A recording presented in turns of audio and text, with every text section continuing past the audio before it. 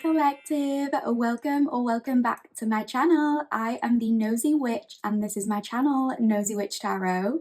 And no, you are not actually watching an old video right now. I am actually wearing a hoodie in July because I am freezing. The weather in England right now is not great, but when is it ever? Now, this reading is for all of you hopeless romantics out there. This reading is all about your future spouse and or your next soulmate. Who is your next long-term connection? What is this person like? And what will your relationship be like? So the idea for this reading was actually suggested by one of my amazing, beautiful, wonderful subscribers. I don't know if they want to be identified or anything, but I just want to say thank you so much to that subscriber for recommending this video idea, and I really hope you all enjoy it. So just to clarify, the reason I say future spouse and or soulmate is because not everybody sees marriage in their future, and that is absolutely okay. You can still have a meaningful connection with a soulmate regardless of whether you are married or not, so take it in whichever way resonates for you. If you are currently already in a connection with a soulmate, you are welcome to use this reading as confirmation about that relationship. Equally, if you are already in a relationship but you're open to making important friendships, you can use this reading to find out about a potential platonic soulmate who may be entering your life. However, for many of you, this is likely to be about a person you are yet to meet in a relationship you might not have encountered yet. So you might be wondering how you'll know if a certain pile is the right one for you. So let's do a little pile introduction and a reading breakdown right here so I can tell you how you'll know that you have chosen the correct pile. So over here we have pile 1, the bird sticker and the rainbow tarot. That is pile 1 with the bird sticker and the rainbow tarot. Over here we have pile 2 and the letter sticker and the modern witch tarot. That is pile 2 with the letter sticker and the modern witch tarot. Over here we have pile 3 and the whale sticker with the Bumbleberry Hollows tarot. That is pile 3, the whale sticker and the Bumbleberry Hollows tarot. That was a mouthful. Sorry about my pronunciation. And over here we have pile 4 with the strawberry sticker and the PRISM tarot. That is pile 4 with the strawberry sticker and the PRISM tarot. Once you've chosen your pile, please head to the pinned comment or the description box below for the timestamps which will take you to your chosen pile. As per my usual readings, this reading will be split into 2 main sections. However, the format of your oracle reading will be slightly different today because I want you to be sure that you have chosen the right pile. So I'm going to conduct the oracle reading in a person A and person B format. I have seen a number of other channels doing it this way, and this is the first time that I'm doing it. But I just think that it can be a good way to provide clarity because I'm not only going to be talking about your soulmate's energy, I'm also going to be delving into your energy. That's how you'll know that a pile is for you. So for the oracle reading, we're actually going to be looking at 3 cards to represent person A and 3 cards to represent person B, as well as 1 card in the center, and that can be utilized to represent the overarching energy between the 2 energies and the overarching energy of this relationship. So you might resonate with either person A or person B. It doesn't matter, as long as you recognize yourself in either person A or B, you have chosen the right pile, essentially. You may also resonate with aspects from both piles, which is also normal, when talking about a soulmate reading, because there's likely to be mirroring. Just remember that not every single detail in your chosen pile will resonate, but if the overarching energy is something you relate to, this is likely a sign that it is your pile. You are also very welcome to choose more than one if more than one is calling to you. However, if you're finding that nothing in your chosen pile is resonating, I would encourage you to go back and choose a different pile. The second portion of the reading will be your tarot reading, where we will dive deeper into this connection. We're going to go into further detail regarding you and this person and what makes this relationship different in comparison to relationships in the past. We'll also be discussing what your favourite things about this relationship are likely to be, as well as any potential challenges that you and this person might have to overcome. We will be closing the reading by looking at some advice from the Guardian Angels Oracle deck. Little disclaimer that this reading is for entertainment purposes only, and that ultimately you are the one in control of your life. Please be aware that these are collective readings and that individual circumstances are likely to differ even within the same pile. I do like to provide examples for all situations, and not every single one of those examples will resonate with you, and that's okay. Please just take what is for you, leave the rest for somebody else. And with all of that said, I just want to thank you all so much for being here and letting me read for you. I really do appreciate it more than you know. I'm just incredibly grateful to anyone who has liked, commented, or subscribed. And if you haven't done that already, but you want to, please do that because it is the easiest and the best way to support me in this channel. And it just lets me know that you do like my content and that you wouldn't mind seeing more of it. And that just means the absolute world to me. So without any more hesitation, let's get started with this reading. I hope you have as much fun listening to this as I had making it. Thank you, and I'll see you at your chosen piles. Hi Pile 1 Collective, welcome to your reading. If you chose the Rainbow Tarot and the bird sticker and you chose Pile 1, this will be your reading. This reading is all about your future spouse and or your next soulmate. If you've come here and you're wondering why the cards are laid out this way and you're a little bit confused, please check out the introduction of this video. I go through a thorough reading breakdown. It isn't going to be that dissimilar to previous readings of mine as usual. Your reading will be split into two sections. We are starting off with the oracle portion first and then moving on to the tarot portion of your reading. However, I have decided to do the oracle reading in a person A, person B format. So this side is going to represent person A and this side is going to represent person B. One side should represent your energy and one side should represent this person's energy. It doesn't matter whether you identify more with being person A or person B. You could even identify with elements of both. The main thing is this should give you clarity that you've chosen the right pile. It's just a little bit of extra confirmation for you. So like I say, we have person A over here, person B over here, and then we have one card in the middle as part of the oracle portion of this reading to represent the overarching energy of this relationship. So like I said, you know, I've not done this style before, so it's something a little bit different for the oracle portion of the reading. But then when we move on to the tarot, that will be pretty much like normal. That will be similar to all my other readings. I just wanted to explain that in case you didn't get a chance to check out the introduction, but I would recommend looking at the introduction so you know what to expect in this reading. I just want to thank you all so much for being here. I really do appreciate it and I really hope you enjoy this reading. Without hesitation, let's get started and have a look at the oracle cards that we pulled for you. Okay, pile 1. So for person A's energy, we have Swan Spirit, time for a deep dive. We have Tenacity, and we have Friendship, Team Connection, Network.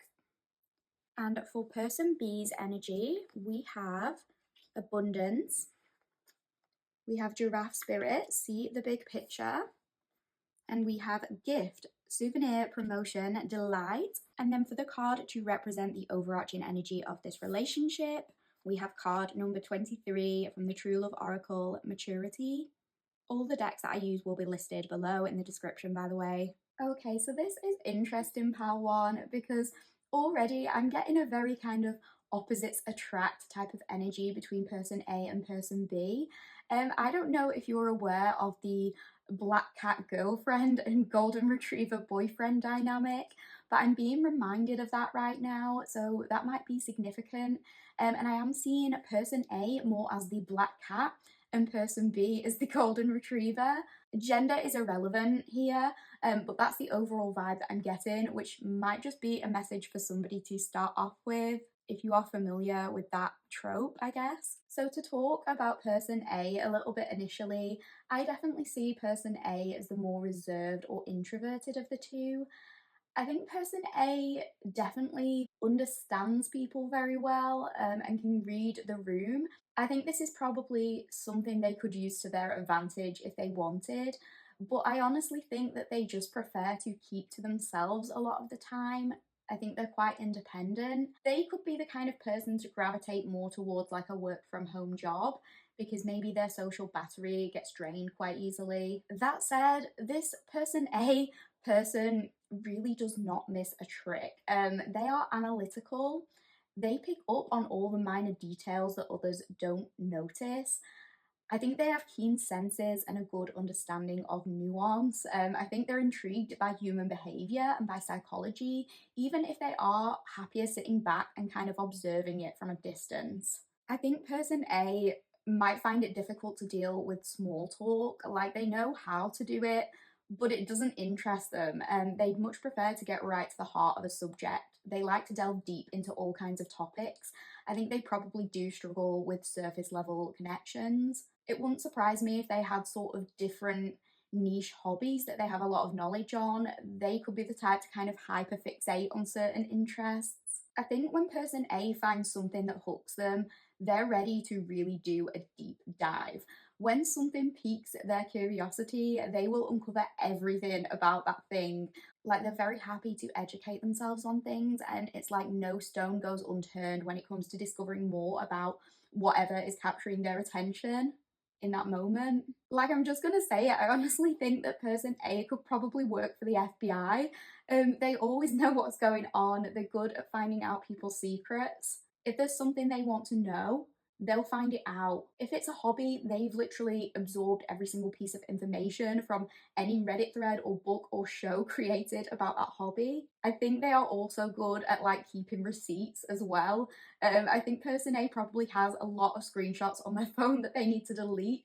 But they're keeping them, you know, just in case they might ever need that information for some reason.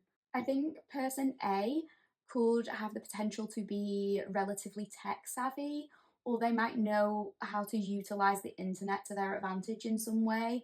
With network coming through on the friendship card, this could even be to promote like a creative interest or something like that. They could have established friendships in online communities.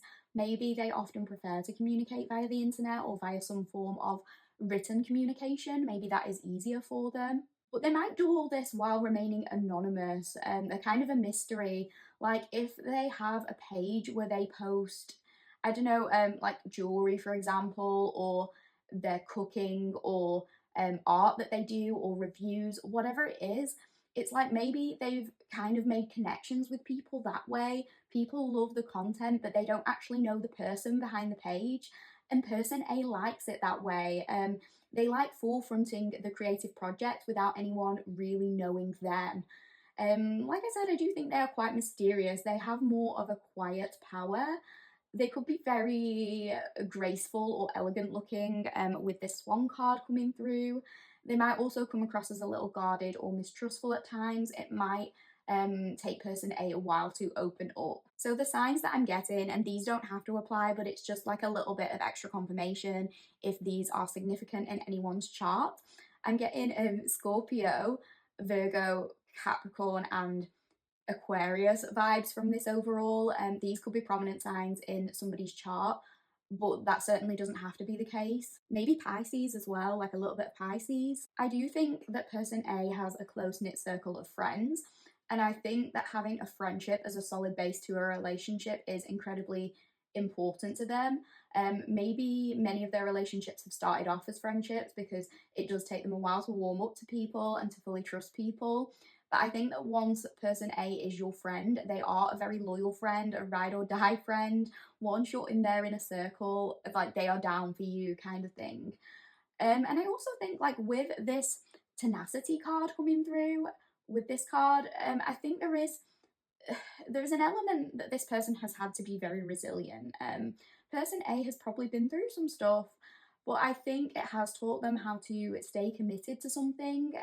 I think they're a person of their word. If they say they'll do something, they're determined to do it. If they set out with a goal in mind, I think they will push incredibly hard to accomplish that goal. They don't give up. They do go after what they want, and maybe they can even be like a little bit stubborn about this at times. So that is what I am getting so far for person A's energy. Like I said, you know, that could resonate with you, or it could be more this person. I would listen to person B and then see, but hopefully this is resonating for somebody so far. But yeah, moving on to person B, I definitely think that person B is the more outgoing of the two. Person B could be the extrovert. I think they're quite comfortable maneuvering social situations. They're the kind of person who can talk to anyone about anything, and they know how to start a conversation and to keep one going. I also think they come across as very curious, and they're good at asking a lot of questions. Like, if you are an introvert having to deal with acquaintances at social events or something like that, Person B would be the most amazing person to have around because they are perfectly fine with handling the small talk or doing the talking generally and keeping that conversation flowing. I think they're also very good at adding an element of humour to discussions too. I think they're good at making people laugh. They could be a little bit goofy, and I don't think they're really afraid to make fun of themselves and to be a bit like cringy for the sake of making other people laugh. I think person B could definitely have a big presence. They could be physically bigger, like they're tall or they tower over people, almost in like a gentle giant kind of way. That doesn't have to be the case. It could just be that they have this big personality. But I think they definitely have this very exuberant and endlessly optimistic energy. It would be easy to see person B and think like they have it all or that they've never wanted for anything because they do have a very joyful, playful energy. There's something kind of innocent about their vibe.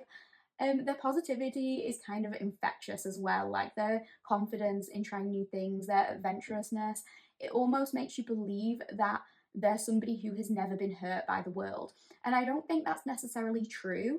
I think this person has been knocked down, but it's like they always manage to get back up again. And they might experience big emotions, but I don't think they let those emotions get them down for very long.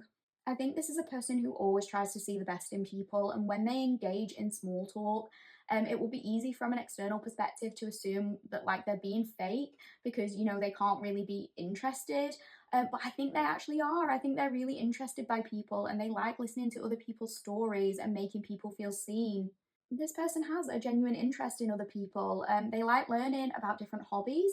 I think they're fascinated hearing stories about other people's lives, about other cultures.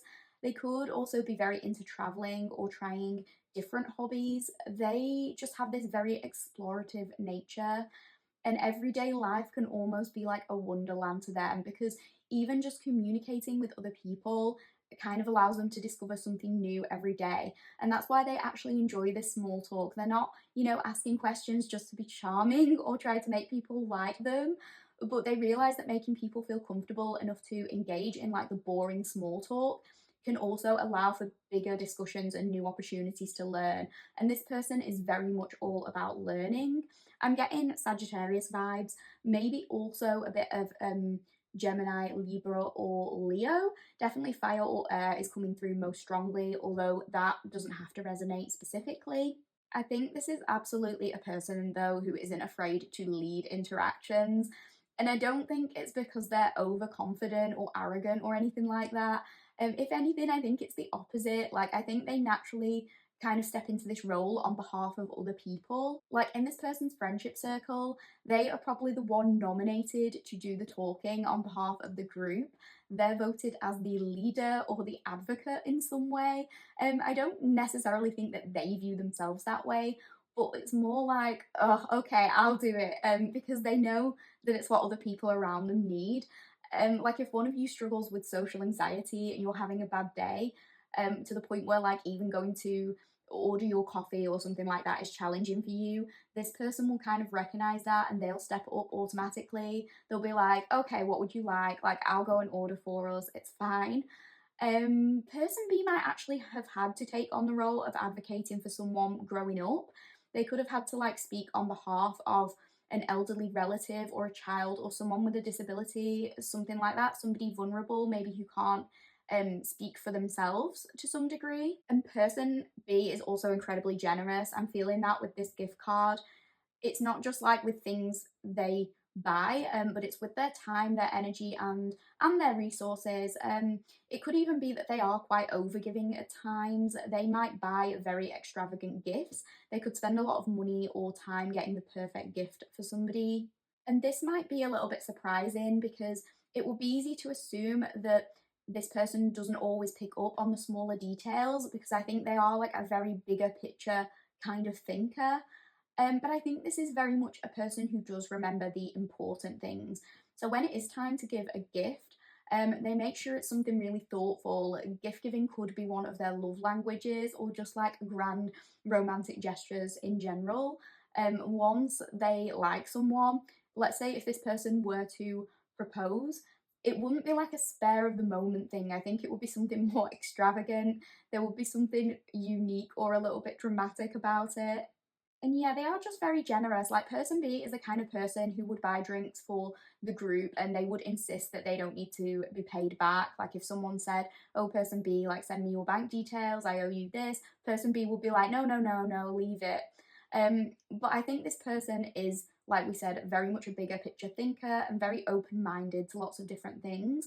They're not the kind of person to put anyone else down for their beliefs, and they are open to hearing different perspectives. I think this is a person who has lots of crazy, spontaneous, big ideas, but maybe isn't always able to execute them in a perfectly planned way. This is likely someone who can be over optimistic about how much they can get done in a day or how much they can give. Maybe they kind of overbook themselves and then struggle with timekeeping or something like that. They're not always the best with fine-tuned details, but they have grand ideas, a very curious mind, and a very sort of active imagination. This could easily be the kind of person who dreams of starting their own business. They have that sort of entrepreneurial streak. I do think person B is very, very well liked. And I think this allows them to create abundance in terms of their friendships, in terms of a career. They don't necessarily think of themselves as the smartest person in any given room, but they have this sort of infallible self belief. They trust themselves to go for things, to take initiative, and that could lead to this person becoming very successful, getting promotions, becoming more financially secure. They believe in themselves, and it allows other people to believe in them too. I do honestly think that this person is just very warm and a very golden, sunny person to be around. They like to make people feel comfortable, first and foremost, and they have a very easygoing nature. I think they do get on with lots of different people with lots of different backgrounds, and I think there is also a lot more to them than meets the eye. I think that because they're quite charismatic, you might say, it could be easy to assume that they're a player or something like that. But I think they do generally use their people skills to be genuinely friendly and to make other people feel safe and feel good. I actually think they are very loyal and they wouldn't intentionally try to do wrong by someone. With souvenir coming through as well, travel or going on holiday could be significant to this connection. Maybe that's where a meeting takes place, although that certainly doesn't have to be the case. But yes, that is what I am getting for person B. So let's look at the relationship energy between the two of them for just a moment. Obviously, we have number 23 and we have this maturity card. So I think this relationship is definitely going to be one of substance. And it's interesting because with such different personalities, theoretically, this shouldn't work, but it does. And I think both of you are very much in this for the long haul. As different as you might appear on the surface, you might have a lot of hidden similarities when it comes to your values, your principles, and what you both want from a partnership. And I think this allows the relationship to mature and to evolve. So I think this is indicating that this is a person who you are going to grow and mature with. So physically, this could mean growing old together, but in a more metaphorical sense, I think the two of you have a lot to learn from each other, a lot to teach each other, and I think you both have the ability to be patient with one another too. I think person A might have to be patient with person B in the sense that person B has all these crazy grand ideas and they get really enthusiastic about that, but they might struggle to kind of put those ideas into practice. So maybe person A needs to help them harness that passion and put it into something real and tangible. And I think person B might have to be patient with person A in the sense that it is going to take person A a while to open up. They might be a little bit guarded at first, maybe even a little bit suspicious or paranoid, but once they trust someone and once they're vulnerable, they are such an amazing addition to a person's life and definitely somebody who is worth waiting for. But you know, I think one of the things that person B is going to teach person A is that people do have good intentions and that it is safe to trust.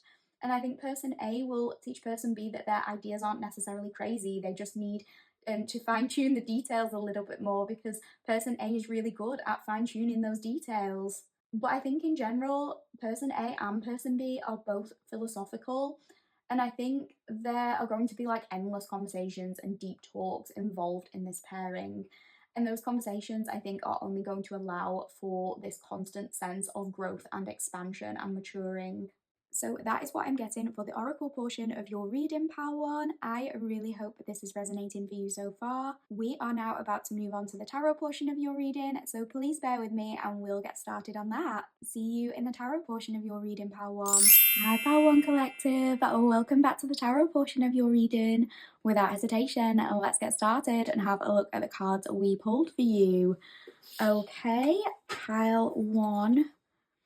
We have got Justice in reverse. We have got the Seven of Swords. We have got the Ten of Swords in reverse. We have got Temperance in reverse. We have got the Empress. We have got the Six of Pentacles. We have got the Four of Pentacles in reverse. We have got the Queen of Wands. We have got the Wheel of Fortune. And we have got the Two of Cups. So let's have a look at the first three cards to start off with. We have Justice in reverse. We have the Seven of Swords. And we have the Ten of Swords in reverse. So I think in terms of what is different about this connection versus others in the past, I think both people in this connection have been treated incredibly unfairly in previous relationships with these cards showing up. I think this could have involved lying, scheming, conniving behaviour in the past, a lot of dishonesty, and regardless of whether you identify more as being person A or person B, or a little bit of both, I think this has affected you in some way. I think in person A's case, this has probably led to them overanalyzing people's motivations, focusing on those finer details to avoid getting hurt or getting lied to, and maybe that's caused them to kind of have their guard up a lot of the time. And for person B, I feel like their generosity has definitely been taken advantage of in the past, or that people have taken advantage of their good nature or something like that. I don't think it has put them off wanting to give. I think that's just part of their love language and just part of who they are. But I think they're more focused on giving to the right person. So I think both people are just looking for that authentic, honest connection. And I feel like they're going to find that within each other. I think both people with this Ten of Swords have probably clung on to previous relationships longer than what was necessary at times, maybe for slightly different reasons. I think for person A, it's probably been hard for them to admit when a relationship is breaking down. They can be a little bit stubborn in that way. It's almost like they criticize themselves for having trusted that person in the first place. They see it as an insult to their intelligence that they let the wrong person in. And with person B, on the other hand, it's like they want to give the person they're with the benefit of the doubt. So they ignore the red flags. They genuinely want to believe that things will get better because it was good in the beginning. So they think, it can be good again. They have this optimistic nature where they're like, if we just try, we can make this work. But ultimately, what both people want is loyalty, balance, fairness. And I feel like you are going to be able to give that to each other. I think person A is going to trust person B because person B struggles to be anything but honest. They might even kind of put their foot in their mouth at times, being too honest. They are probably the kind to overshare and be very expressive with their thoughts. They could kind of just say whatever pops into their head, sometimes even if it's a little bit inappropriate. But I think they do this in a funny way. They don't lie because they see no need to lie. And, because they're such an open book from the off, I think it allows person A to feel safer opening up because they know, person B couldn't lie if they tried. It's that kind of energy. And I think person B, in turn, is going to trust person A because they know that person A isn't afraid to get right to the heart of the matter. They're not afraid to go deep. They're not going to do small talk for the sake of small talk. They mean what they say and they say what they mean. There isn't any need to doubt their intentions because it's very clear they're not interested in meaningless connections. And I think both people prioritize an equal give and take in a relationship, but they might express their love in different ways. But it kind of has the same sentiment. Like we said, person B might go out and buy an elaborate gift for person A. Maybe they'll buy person A a concert ticket for their favourite artist, but it's like they've done something that's a little bit extra, so they've spent more money and they've got front row seats or backstage passes, like a meet and greet or something like that. But equally, person A uses their detail orientatedness and ability to deep dive to return that favor, even if it's not necessarily spending money. Let's say person B has a favorite music artist. Person A is the kind of person who would, like, even if they haven't ever been interested in that music artist before, because person B is into it, they will spend a whole day researching everything there is to know about that artist, just so they can talk to person B about something that they're interested in. And they might spend a whole day curating a mood-specific playlist for person B, or even finding some form of lost music from that particular artist that nobody else knows about, and it can only be found on like one tiny specific corner of the internet or something like that. It's like person A will use their hyperfixation to do something nice for person B because person B loves that thing. So they both show their appreciation for one another in different ways, but it has the same amount of effort. I think person A will maybe be a little bit more reluctant to this connection initially, maybe a bit in denial about it, and I think it's only really because they don't want to get hurt. It could be that their common sense pulls them away from person B at first because, you know, they're thinking, oh, like, this really shouldn't work. We're very different people. So they're trying to be too logical in their approach and maybe not fully listening to their intuition. But I think you will discover that you have more similarities than what the two of you realise. There are things that might be hidden from the two of you at first, but once you discover those things, I think it will just open up a whole new world of discovery. With Temperance in reverse showing up, I do think that one thing you're both really going to appreciate about this connection is that maybe for the first time in your lives, it doesn't feel like you have to do something extreme in order for the person to love you. And that could have been a theme for you in previous relationships, regardless of whether you are person A or person B. Your relationships could have felt so chaotic, so unbalanced. Maybe they were filled with extreme highs and lows, emotional instability of some kind. You might have experienced attachment issues in the past. Maybe gravitating towards those patterns was something you learned very early on. And maybe both of you, for a period of time, chose to remain single to work on yourself, or you just acknowledged after some kind of past heartbreak that you could not do this anymore. Maybe you shied away from relationships completely at a certain point just to avoid investing your time and energy into something that was going to hurt you, essentially. So I think the main thing that is different about this relationship is it's not going to be dominated by those extreme highs and lows. This is going to be a connection based on maturity. You're going to be able to communicate effectively and be honest with each other. And if you have an argument, let's say, this isn't going to be a case of like one person absolutely blowing up or someone ghosting, like somebody giving someone the silent treatment for days and not allowing them to know where they stand. It's not like that. It's going to be like, if you do have a problem, it's out in the open. It doesn't have to result in a huge conflict. There can be like this fair and balanced discussion. And I think that's something that's so important because if you've ever been in the kind of relationship where you can't like be who you truly are, or you can't say what you really want to say, like you're walking on eggshells, you're constantly scared of how the other person will react, then you know that that isn't good for your self-esteem. This connection isn't going to be like that. You're going to feel safe expressing yourself and being vulnerable, and that's something that is not only going to allow this relationship to blossom and to mature, but it's also going to allow the two of you to thrive as individuals. And with this Empress showing up, again, you're bringing each other peace in this relationship. You're bringing each other peace, not chaos. You're allowing each other to flourish as individuals. You allow each other's unique beauty to shine because you're not making the other person feel like they have to be a different person. You allow each other to be your authentic selves.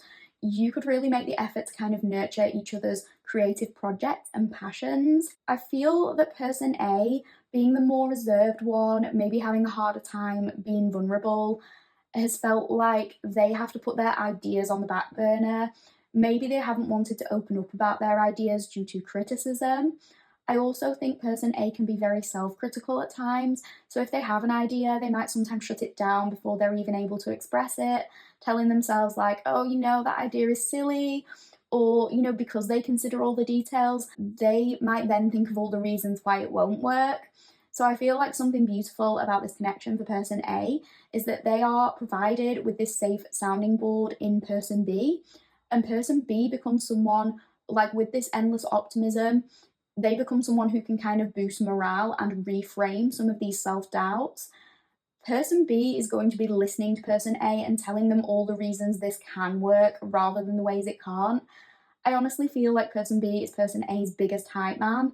Like when person A has these moments of doubt, person B will be right there to uplift them, to tell them how amazing and talented they are, and to let them know that anything is possible when they set their mind to it. And person A does have this tenacity, like we talked about in the Oracle, they have this determination. So they know that's true. They maybe just need a little bit of encouragement at times. And with all of that said, person A is equally helpful to person B because person B has all this imagination, all these grand ideas, but sometimes the finer details can become overwhelming for them. And that's where person A comes in to advise them by being willing to focus on those finer details. They can easily identify the practical elements that need to be considered when it comes to a certain idea. It's like person A has the overall vision and they have these great ideas, but they don't always know how to get from point A to point B exactly. So person A is happy to help them work out that route and plan everything that might be needed on that journey. They are probably better at like scheduling and being realistic in terms of timekeeping and costs and things like that. The two different energies really balance each other out in an amazing way, and this connection is very much fertile ground for both people to do amazing things as individuals or together. The Empress could also be indicating that this relationship allows somebody to finally feel safe being in their more feminine energy, and that doesn't have to relate to a particular gender, but this could be somebody feeling like they don't always have to force a relationship to work, like it shouldn't have to be that much effort. Sometimes it's okay to allow ourselves to be taken care of and to feel safe and comfortable. It feels like somebody here will be learning that. It could also be indicating that the two of you feel safe to start a family with each other if that's something that you want. And maybe if it's not human babies, it could be pets. And if it's not family, like literally family, it could be going into business together. But there is something about nurturing in this connection and building something from the ground up, and that ground being very fertile is what I'm getting. So we have the Six of Pentacles and the Four of Pentacles reversed over here. So often with the Six of Pentacles, this talks about generosity and the potential for financial security. And we did get the Abundance card showing up in the Oracle for person B. So as well as the tenacity card for person A, with those two energies combining, it could be like whatever you decide to do together leads to material benefits to the point where you might be able to share some of those resources with other people. So this could even be something to do with starting a charity. It could be advocating for worthwhile causes. And if this turns out to be a business, it could be about that business expanding and generating more wealth if that's something that you want. One or both of you could do volunteer work. Maybe for some of you, that's even the way you meet, due to being in these volunteer circles or due to being interested in the same worthwhile causes. That doesn't have to be the case, but we have got a lot about generosity coming through. And I do think you and this person have very similar values, so it would make sense. But I definitely think there is going to be this sense of security here. It might be financial, with this being the Pentacles, but it could also refer to this element of emotional security in some way. And it is interesting because with the Four of Pentacles being in reverse, there may be some worry over money here. That could be something that the two of you disagree about at times, and I will talk about that. But I don't think it's anything extreme because ultimately there does seem to be a lot of safety here. I don't think it's like you're going to struggle to afford the things you need or want or anything like that. But maybe one of the big differences or challenges that you'll have could be in regards to spending money or saving money. It could be that one person in this connection grew up with very different ideas surrounding money. Maybe one person grew up with more abundance or at the very least more financial security than the other person, and that has ultimately led to some differences in the way that you spend. Like, for example, one person here could be very frugal and the other person could splurge on extravagant purchases or be a bit reckless with their money, maybe not plan accordingly, and maybe they exceed their spending limit for that month. And exceeding a spending limit for 1 month It's unlikely to throw you into extreme debt if it's just a one-off. It's not likely to make you homeless, but it could be that in one person's home growing up, maybe if money was harder to come by, since they've come out of that environment and they've worked hard to become secure, maybe they still struggle with the mindset of feeling like they're going to go into debt or not be able to afford things. So maybe overspending kind of triggers panic in them, especially if this is the person whose responsibility it is to keep track of the finances and to keep an eye on the bank account if you have a shared bank account or anything like that. Maybe they get a little bit anxious about the other person's perceived recklessness. So this could be something that warrants a discussion in that relationship. There might have to be some compromises in terms of that. Like maybe, for example, there are challenges in the sense that if you both see something you want and it's out of your budget, maybe one person wants to be more spontaneous and that person is like, come on, like, fuck it, let's just get it. We're not going to get this opportunity again, so let's just go for it and buy it. And the other person is more frugal, they hold back more, they're like, do we really need it though? They're wanting to hold on more tightly to that money. And if it's not about that, it could be about just over generosity in general. Maybe one person being kind of protective over the other person because they don't want that person to be taken advantage of. And like we said with person B, person B is the kind of person who's happy to buy a round of drinks for people and they don't expect to be paid back. But person A, because they're extremely observant, because they can pick up on human behaviour so easily, maybe they're concerned sometimes that people could have the wrong intentions with person B. They know that person B just wants to see the best in everybody, so perhaps at times they're concerned that person B might be being over generous with their resources. They just don't want them to get taken advantage of. They're maybe quite protective. And with this Queen of Wands coming through, I think there's potential for many important connections to be made through this relationship. Person A already very much has that tenacity, that determination to go after what they want, but person B kind of inspires them to be more upbeat. They could even, to some degree, encourage person A to be more confident socially. They're the kind of person who makes person A think, wow, like I could really do this. They kind of push them into believing in themselves. And equally, person A is someone who can step in and make sure that things are running smoothly, that person B isn't getting too carried away. Person A kind of acts as this grounding tool for them. And it's interesting because like the Queen of Wands is often labelled as like this challenging but encouraging mother. And I'm not saying this is like a mother-child role, but I think person B does have that kind of innocent optimism. And person A is more realistic and they have the ability to kind of say, well, sweetie, those ideas sound good, but how are we going to make this happen? I think they love person B's ideas and they see the potential, but they're aware that sometimes those ideas need a little bit more direction.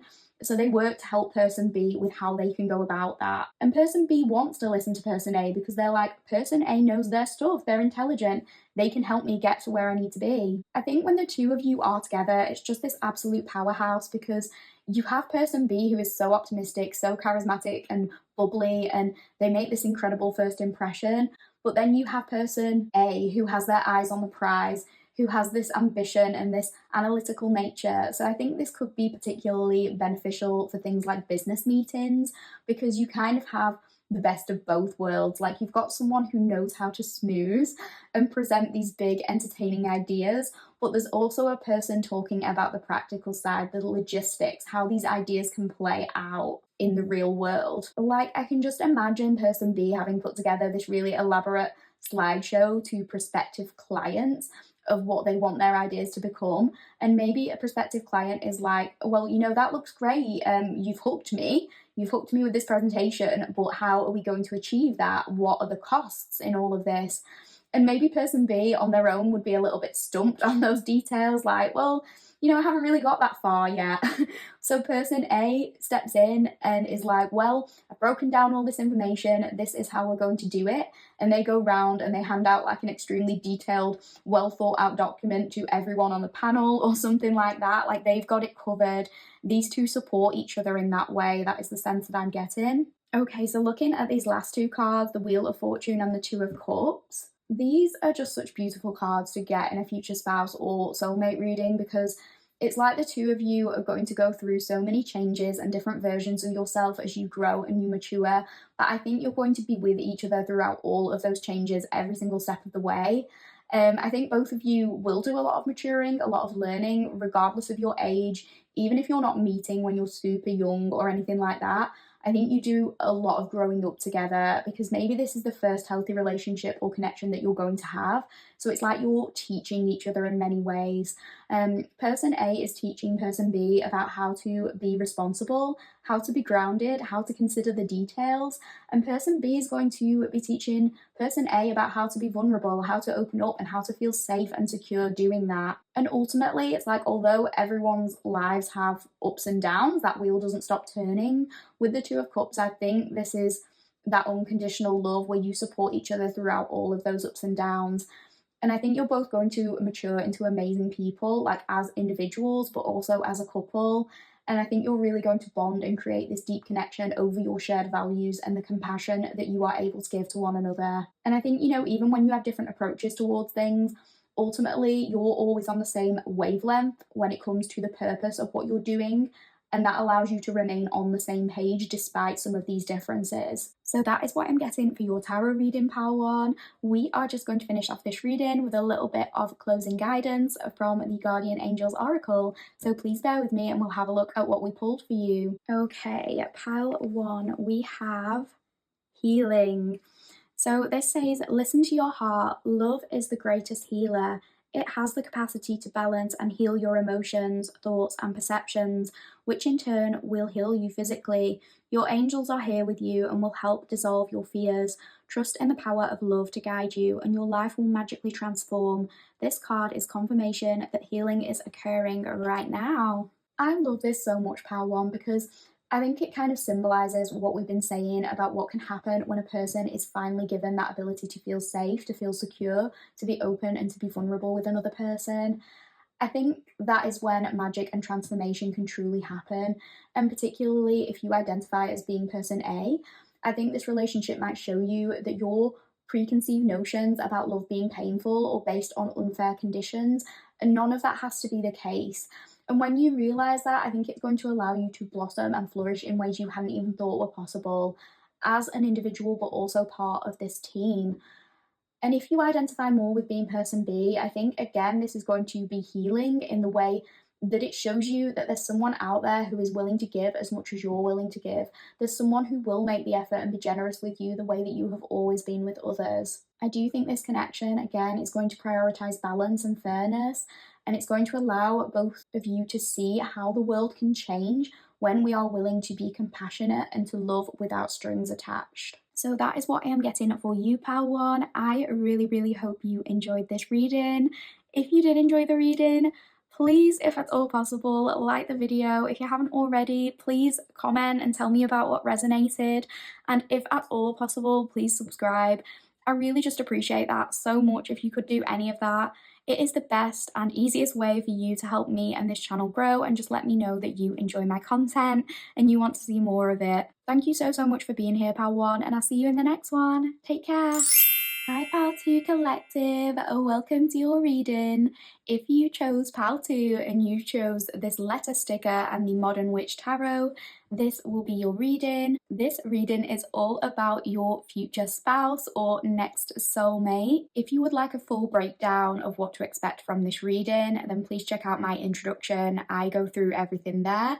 So if you are wondering why the cards are laid out the way they are, this reading isn't going to be too dissimilar to any of my others. It's just that the oracle portion will kind of be split into, I guess, like piles within piles.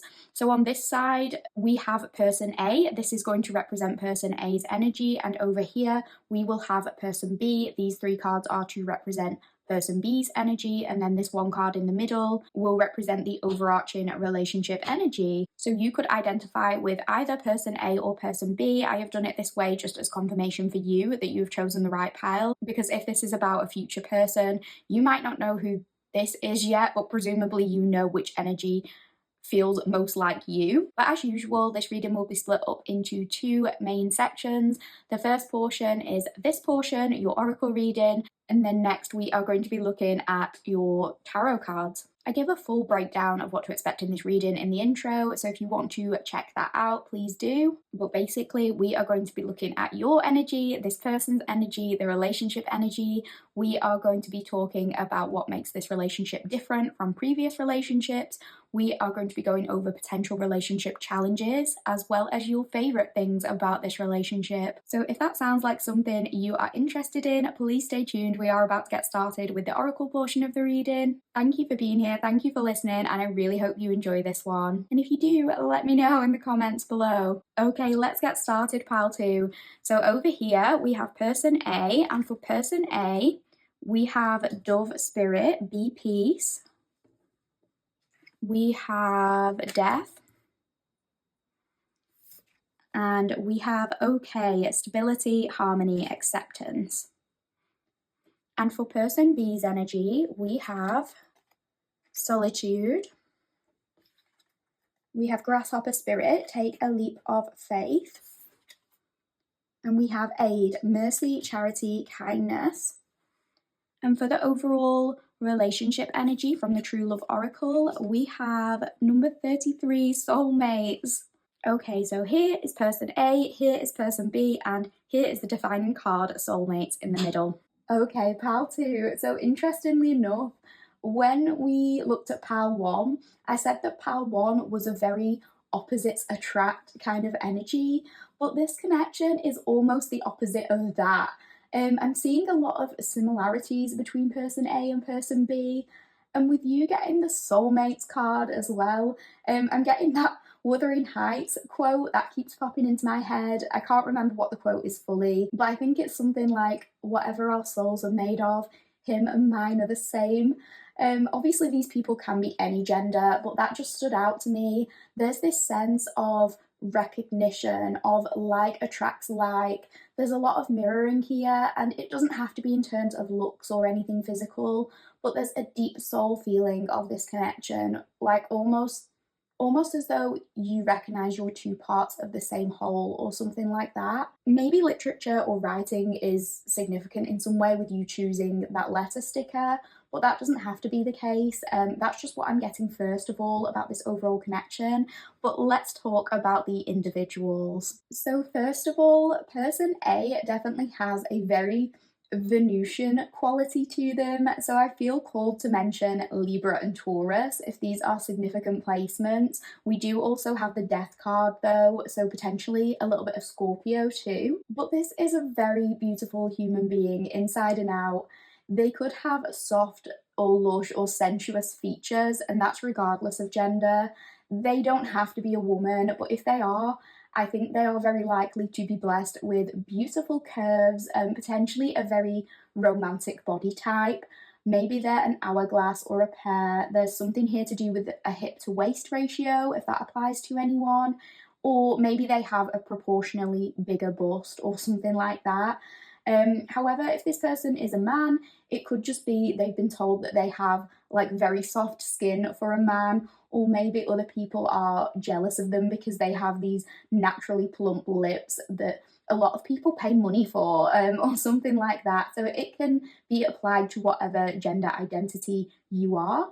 But when we talk about doves in relation to Greek mythology particularly, they are linked to Aphrodite, the goddess of love and beauty, and she is often associated with fertility and sometimes with marriage, which obviously could be linked to this future connection, or this could indicate that person A is a parent or is in some way very nurturing to those around them. They could have been married or in a serious connection before. If they are a parent, this might suggest that they either got pregnant or they got someone pregnant, whichever applies, very quickly or unexpectedly, because something about fertility is being highlighted. It could just be suggesting that if this person wants a family in the future and they are capable of conceiving a child or of getting someone pregnant, then this might happen relatively quickly for them. But whether person A is a parent or not, they have all the qualities that could make them a great one. They are gentle and compassionate and diplomatic. I think they make people feel comfortable. I think They like feeling safe and making other people feel safe. They probably have a knack for beautifying their environment in some way. Maybe buying cute decorations for their home is a little bit of a weakness for them, and things like nice candles or diffusers or plants. For some reason, I can imagine this person having a very cottagecore or fairycore kind of vibe. They could also really enjoy exploring their senses, maybe making new recipes, cooking, making nourishing meals, or going out to restaurants, trying new things that way. They could also have a very specific comfort snack that they rely on. Maybe sometimes they have a tendency to overindulge when it comes to their comfort snacks, but they might just enjoy the sensory experience of an extensive skincare routine or something like that. They could be very interested in making their own natural products. They could be very focused on creating beauty items that center around the natural world. They also probably smell really good, so maybe fragrance is important to them. There's also something very pure and innocent looking about them. I'm getting the phrase like butter wouldn't melt. So maybe they are told they look slightly younger than their age or something like that, or they look angelic in some way. Whether that's a reflection of their behaviour or not, I don't know. No, I'm only joking if this is you. Like, I think this person is, like we said, beautiful inside and out. But I think people maybe think they are more innocent than what they actually are. And I definitely do think that person A has struggled a lot more than what they let on. And I think they might have developed certain people pleasing tendencies because they prioritize this sense of peace. So it could be that person A grew up in a very conflict driven environment and they therefore now will avoid conflict at all costs, or they could just generally really struggle handling any kind of conflict. They just don't have time for it. I think they like things around them to be very calm and chill. They don't like drama or surrounding themselves with people who constantly cause it. They want to just live a peaceful and laid back life. I think they have a very easygoing vibe and they probably have a small circle, like a small group of close friends, who they do low-key stuff with, but they're probably more on the introverted side. So I think they're very good at diffusing situations and being diplomatic, but maybe their conflict avoidance has led to them undermining some of their own needs or accepting things that they really shouldn't have had to accept. Because this okay card, it's actually really making me laugh and I don't know why. Right, I'm going to try and explain this. Like, I think person A is definitely the kind of person to say they're fine when they're really not fine. And I'm getting that Katy Perry audio playing in my head right now. But they underplay their own struggles quite a lot because I don't think they like creating drama. They don't want to make a fuss. They don't want to make people worry about them. This could be the kind of person that people trauma dump on quite a lot. Like, you could say the worst thing in the world to this person and they would just be like, oh, okay, like, oh, that's okay, that's okay. I don't know, they just try to maintain the peace when possible, but I think sometimes they bottle up how they're actually feeling. They're probably the kind of person to force themselves to go into work, let's say, when they're really not feeling well, and they insist that they're okay. Or, you know, if they've gone through something emotionally, they just try not to let that show in public because they don't want to cause a scene. They're kind of reserved in that way and cautious with what they let people know about how they feel. I think sometimes they're prone to just ignoring their emotions. And now I'm getting that meme, you know, the one with the dog sat down at the table with a coffee and the house is burning down behind him and he's like, this is fine. That is the energy that I'm getting from person A to some extent. I think throughout times in their life, a lot has been put on their plate. A lot of pressure has been put on them and they just kind of get on with it, like, whatever, this is fine, I'll deal with it. They've just kind of accepted things even when things have felt like too much of a burden. But I think there is this kind of quiet strength and resilience with person A. They might not even realise their own strength or how much they have endured, but they have experienced many death and rebirth cycles. They've experienced many transformations and different iterations of themselves. And they maybe just need to take a step back and realise how much they have grown. They have experienced loss, they've experienced endings and drastic changes, and these life experiences have propelled them into different versions of themselves. They might be working on how to be more open or to admit when something really isn't okay. That's something I think they struggle with. but the progress they've made just in terms of going through some of these difficult moments and these transformations and getting out of that alive, that shouldn't be discounted. I think person A is very modest and probably doesn't toot their own horn enough because they've dealt with a lot, and they should be proud of that, even if they had to do things to survive that they wouldn't necessarily do now. It could even be that person A identifies with having been through an ending of some kind very recently, or this could be indicating that this connection is likely to take place after an ending. So that is what I am getting for person A. We are now going to chat a little bit about person B. I think person B is very similar to person A in many ways, but I'm getting the sense that person B could be the slightly more experienced one. So this could indicate an age gap between the two, with person B being slightly older, although that certainly doesn't have to be the case. I think the two of you share many similarities in that you're both compassionate and very skilled at picking up on what other people need and kind of adapting to that to some degree. I do think person B is an introvert, and for the most part, they keep themselves to themselves. They're not a loud or out there person. I think they're more observant, and deep down, I think they're actually a lot more sentimental than what they let on. They could have experienced a lot of loneliness growing up. They could have felt isolated or othered. Maybe they experienced bullying. I think this is a person who maybe when they were young, they prayed to meet a soulmate, or they prayed to meet somebody who understood them because they have never been properly understood by people. Because we have that take a leap of faith card coming through, which makes me think this person could have an attachment to either a specific faith, they could be spiritual, or they could just seek comfort from a higher power during times of distress, and that's kind of helped strengthen this sense of resilience. I think person B is someone who has depended on their faith a lot during hard times and always tried to push through, knowing that things would eventually get better, that they wouldn't always feel so lonely or like nobody understands them. But I think them having to be independent and having to spend that time by themselves allowed them to become comfortable with being alone to the point where they actually enjoyed that solitude.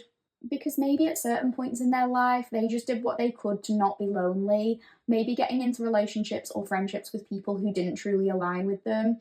And now it's like they've got to a place where they've realised that being alone is actually a better option than, like forcing an unsatisfying connection.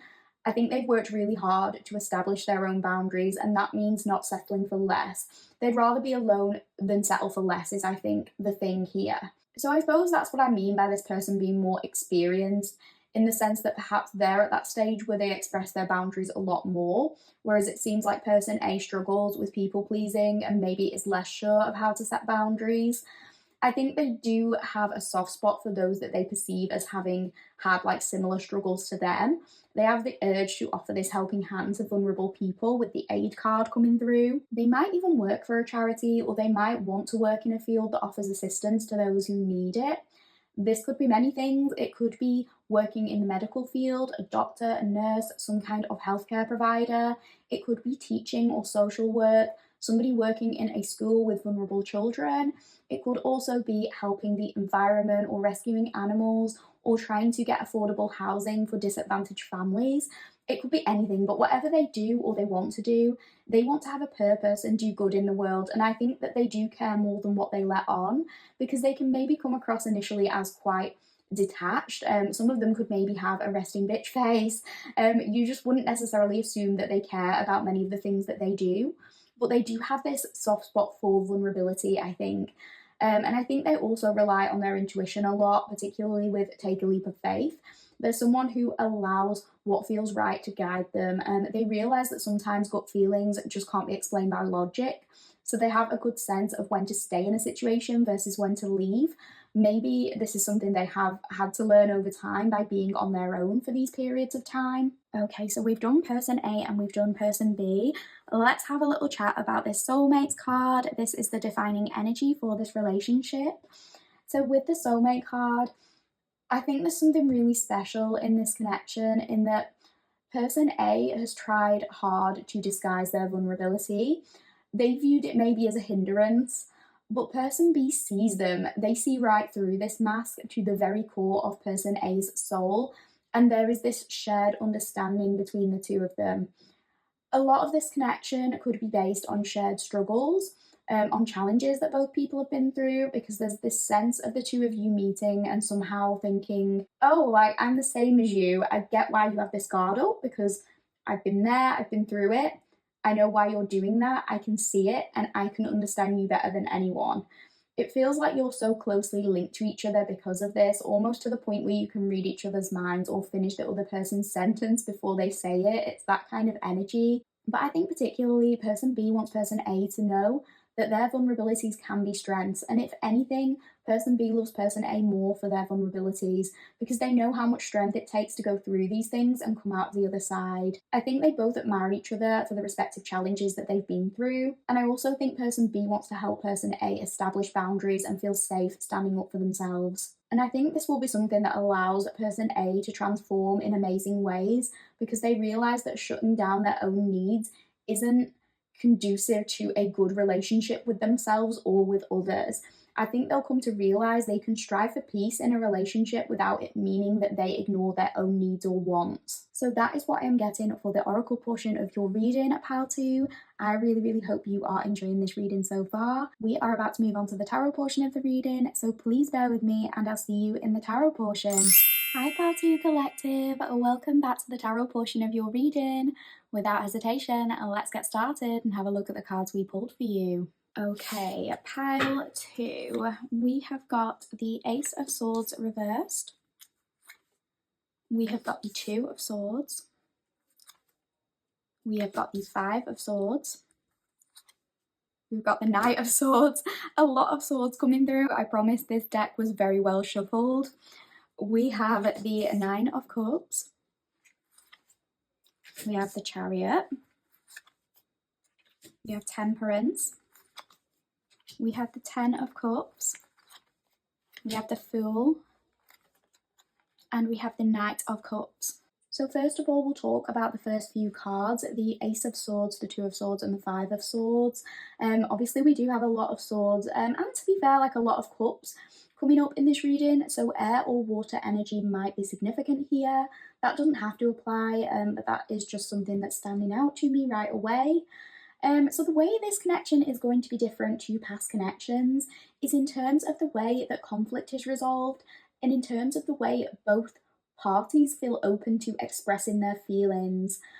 So I do think it's very possible that the two of you experience similar upbringings, or you experience similar patterns of behaviour within those upbringings or within past relationships if the childhood thing does not apply. But I think there is this definite sense of either conflict avoidance or of avoidance of deeper feelings in general. And I think for some of you, this could be due to what you learned growing up. For others of you, this could be something you internalise based on your experience with previous partners. But there is this sense, particularly with the Ace of Swords reverse and with the 5 of Swords, to be fair, that you believe that all miscommunication would lead to destruction. You thought that all disagreements had to lead to things completely blowing up, big fiery arguments, or even violence in some instances.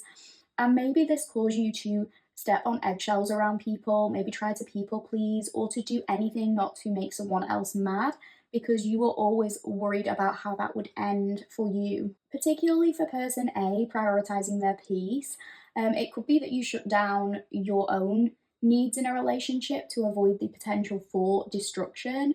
You were in this mentality of this is fine, when sometimes things really weren't fine, but you felt like you couldn't express that, it would lead to catastrophe in some way. For others of you, this could have led to you avoiding relationships, feelings, and people altogether because you felt as though nobody would be able to understand you, and there was almost this sense of like, what's the point in any of it? Maybe you believing that happy relationships aren't real, or that marriage is a sham, or a healthy future with somebody just isn't possible for you because that's what was mirrored for you either growing up or that's what you experienced with past people. But this relationship is going to be teaching you something different. For person A, I think this relationship might be allowing them to see that they can maintain a peaceful and satisfying, safe relationship while still making sure that their needs are heard. And for person B, this could be realizing that there are people out there who are on their wavelength, who understand them, that they do have a soulmate out there who is worth investing in. We did mention endings in the oracle portion of the reading, and I do think for some of you, it might feel like this meeting or this connection occurs at the wrong time. For example, maybe you were in the process of ending something with somebody else when you and this person connect, because with the Two of Swords, I'm getting something here about difficult choices. So if this involves, one person clinging on to a relationship that is no longer for them, maybe struggling to officially end things, or if they have officially ended things, it could just be debating whether to move on or not. Maybe whether to give the past person a go, particularly if one person in this connection has dealt with anything like codependency before. There could be some element of that initially, so that could be a little bit of a challenge. But with this Knight of Swords coming through, I think when the two of you meet, you're going to be able to feel this connection. But maybe it feels like one person has to take a leap of faith to elevate this situation from a friendship to a romance, or from being acquaintances to somebody asking somebody out on that first official date. And I think that's likely to be person B, because they did get the Take a Leap of Faith card in the oracle reading. And it's interesting because this is probably not something they would normally do, to be quite honest. I think both of these people can be quite shy or be seen as quite reserved. And I would think that on person A's side, they generally aren't usually the dominant initiator in relationships anyway. But neither is person B usually, because I think person B had almost given up on the idea of love or a romantic connection at all. So I don't think they've been looking for anything like that. And they're definitely not like an F-boy or an F-girl. That's not the case. They're not going out of their way to initiate with the first attractive person that they come across based on purely like physical connection.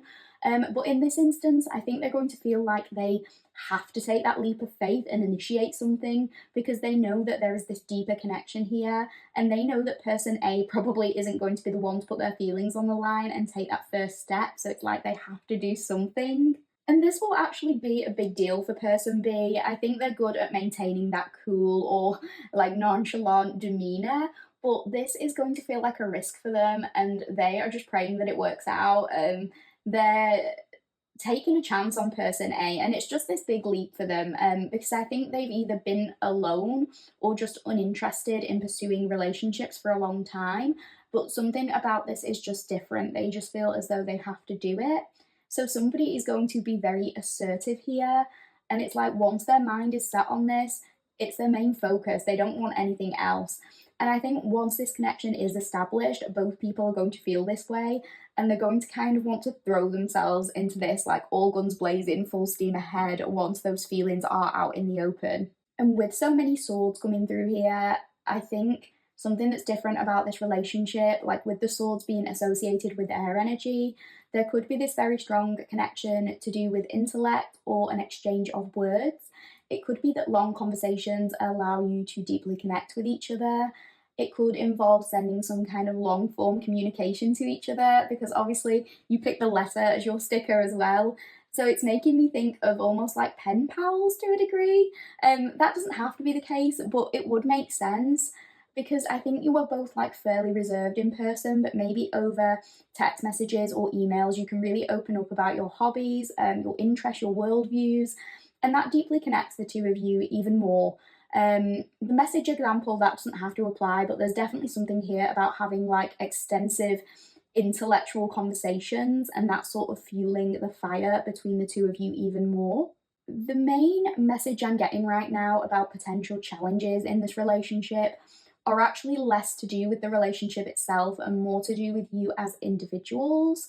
So what I mean by that is like, because when the two of you meet, you're going to be experiencing this profound soulmate connection. It will hit you. It will be very easy once feelings are established for you to both, like we said, throw yourselves into this connection, because both of you are going to be very excited. You've met your match, you finally met a person who understands you, so it will be easy to get so wrapped up in your little love bubble, but maybe to the detriment of things going on outside of that. So one challenge you might experience initially is actually that the two of you find yourselves wanting to be together all the time. It might lead you to ignoring some other things going on in your life. And to an extent, that is normal. That's often something that happens to people during the honeymoon phase of a relationship. But this could just be a little reminder to also prioritize your other friendships or your solo hobbies, because you don't want to lose yourself completely in another person. You might feel very similar to this person, but you are your own individuals at the end of the day. And I do think it's amazing that you are going to be finding someone you actually want to be around that much, because maybe that isn't a regular experience for many of you. But alone time, being independent and spending time with your friends, your family, if you have good friends and family, is also very important. You do need that balance, especially because you and this person are so similar, like in terms of your views and everything. It would be almost easy to be in an echo chamber with them. So maybe this is a little reminder to, maintain those other connections and gain perspective from people outside of this relationship, especially if either of you have dealt with codependent relationships. You don't want to go from one codependent relationship to another. So that might be something that you just need to bear in mind going into this connection. Because the thing is, I don't think you're going to have to worry with this connection in the same way that you have maybe in other relationships. The attraction, the love, the bond, it's not going to go away because you spend a few days apart. This is a relationship where you're going to feel safe to go and enjoy yourself elsewhere, maybe going on holiday with your friends or working away for a few days. And yes, you are probably going to miss this person in a way that you haven't experienced before, but when you come back together, you're going to appreciate that time even more. The feelings won't go away because you do your own thing for a bit. This relationship is based on something a lot deeper than that. And with this Nine of Cups coming through, what can I say about this, honestly? Like, this is pure joy, happiness, pure emotional fulfillment. I think you're both going to feel like your wishes have come true to some extent in this connection, that you've got everything you could hope for in a person. Particularly, when we mentioned person B having prayed for a connection like this long ago, this could actually be something you both did separately, maybe on the other side of the country or the other side of the world for some of you. And there's this feeling when you find each other that someone was listening to that and you've finally been gifted with everything that you've ever wanted. It is going to feel so, so good. Like the planets have aligned to bring you both together. And I think you're going to get the opportunity to indulge in all of life's pleasures together. You're going to get to experience all the beauty the world has to offer. This could include luxury trips to exotic destinations and going to see sights there. It could include wining and dining at gorgeous restaurants, embracing creativity, exploring museums, looking at artwork, and maybe even engaging in some of your own creative hobbies together. Like, however your interests overlap, I think you're going to be engaging in those things together and sharing those things. And I think on an individual level, this relationship in many ways allows you both to feel more grateful for life, because in a way it seems like a miracle that you found someone like this. I know that sounds dramatic, but I think both of you, one or both of you, has been praying for this for so long. This being given to you, it allows you to believe in things like manifestation more and believe in your capabilities when it comes to those things, which could also open the door to so many more positive opportunities on an individual level. Like, your level of self-belief is likely to skyrocket because you're finally realizing, I've got everything I prayed for and I do actually deserve happiness. And with the Chariot coming through, similarly to what we were saying with the Knight of Swords, somebody is going to be seizing the reins here and taking charge. And even if that feels a little bit out of their comfort zone at the time, ultimately it is going to lead to success in that they do get what they want. This could also indicate some challenges or obstacles in the beginning, but I don't think it's anything to worry about, because with the Chariot showing up like this, it's like nothing can stand in the way of this connection. But there could be some externally imposed obstacles initially. Maybe one person is in the process of ending a relationship and things are difficult in that way, particularly if somebody is ending a marriage or if it's a breakup with somebody they live with. That can make things a little bit more complicated legally, or if there's children involved or anything like that. Or even maybe somebody does live in a different country or has to move around a lot for work, or there's a cultural or language barrier, something like that. But there is some kind of initial hump, but it's not going to put either person off pursuing the connection. That is the main message that I am getting here. And I also think with this Temperance card coming up, one of the main positive things about this relationship is it's going to forefront which ingredients have been missing from your life and from connections previously. Because for both person A and person B, there have possibly been times where within connections they've been put through a lot. It's felt like life has kind of pounded them down or ground them down in some way, and maybe they've kind of questioned why things have to be this hard, why can't they find a healthy relationship. And I think that's forced both parties to do a lot of deep inner work, go through a lot of transformation, spend time alone. And all of that work that they've done has led to this relationship where they have finally found all of those things that were missing. So for person A, this could be finding somebody who allows them to voice their opinions and assert their boundaries without hostility or without judgment. And for person B, this could be finding somebody who truly understands them, who empathizes and listens and makes them feel less strange for being who they are.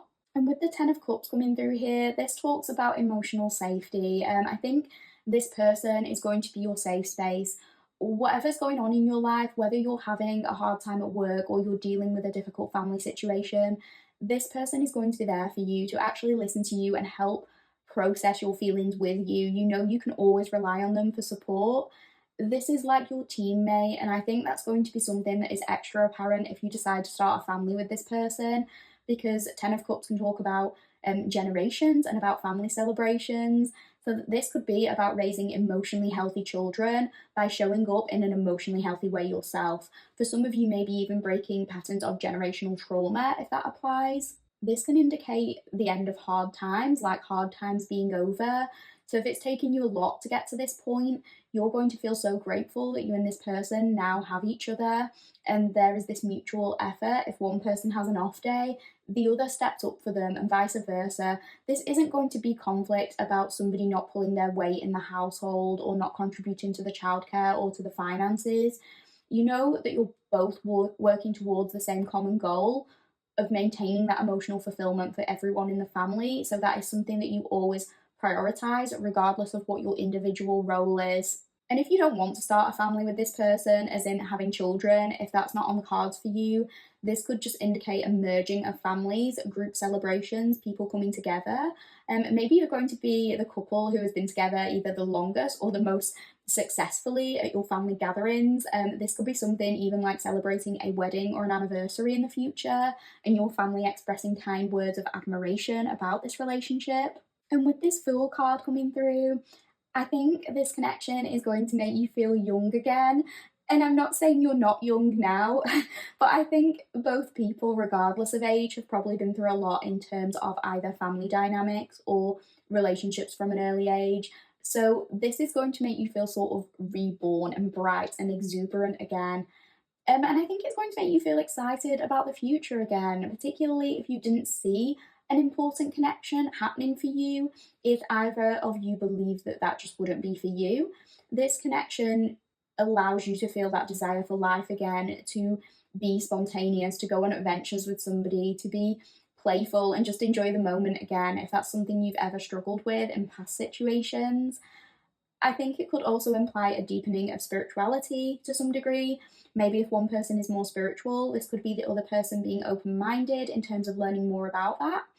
It could be that both parties feel this meeting was fated. They feel like it was for a reason or purpose that deepens this sense of spiritual connection or faith, because you're both just so thankful that this person was brought to you. And with this Knight of Cups, it very much feels like you're coming home to yourself and each other in this connection. And you can fully be yourselves, particularly if in the past, like in previous connections, you were tired of fighting or stepping on eggshells or dealing with conflict. If you were exhausted by all of that and worn out, you're going to be so glad in this relationship that you don't have to deal with that. And that's not to say that there's never going to be conflicts or challenges, but I think it's how you deal with those conflicts and navigate difficult conversations that make this connection so different to previous ones. I think both of you are able to be diplomatic and to handle things with grace and with empathy. You can both use your intuition and your logic harmoniously to understand each other and create a healthy dialogue.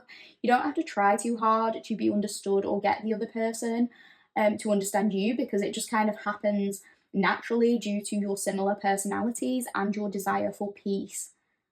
You both have a lot of tact, and you'll be able to learn how to handle a disagreement without it escalating out of control, without it getting into super argumentative or unproductive territory.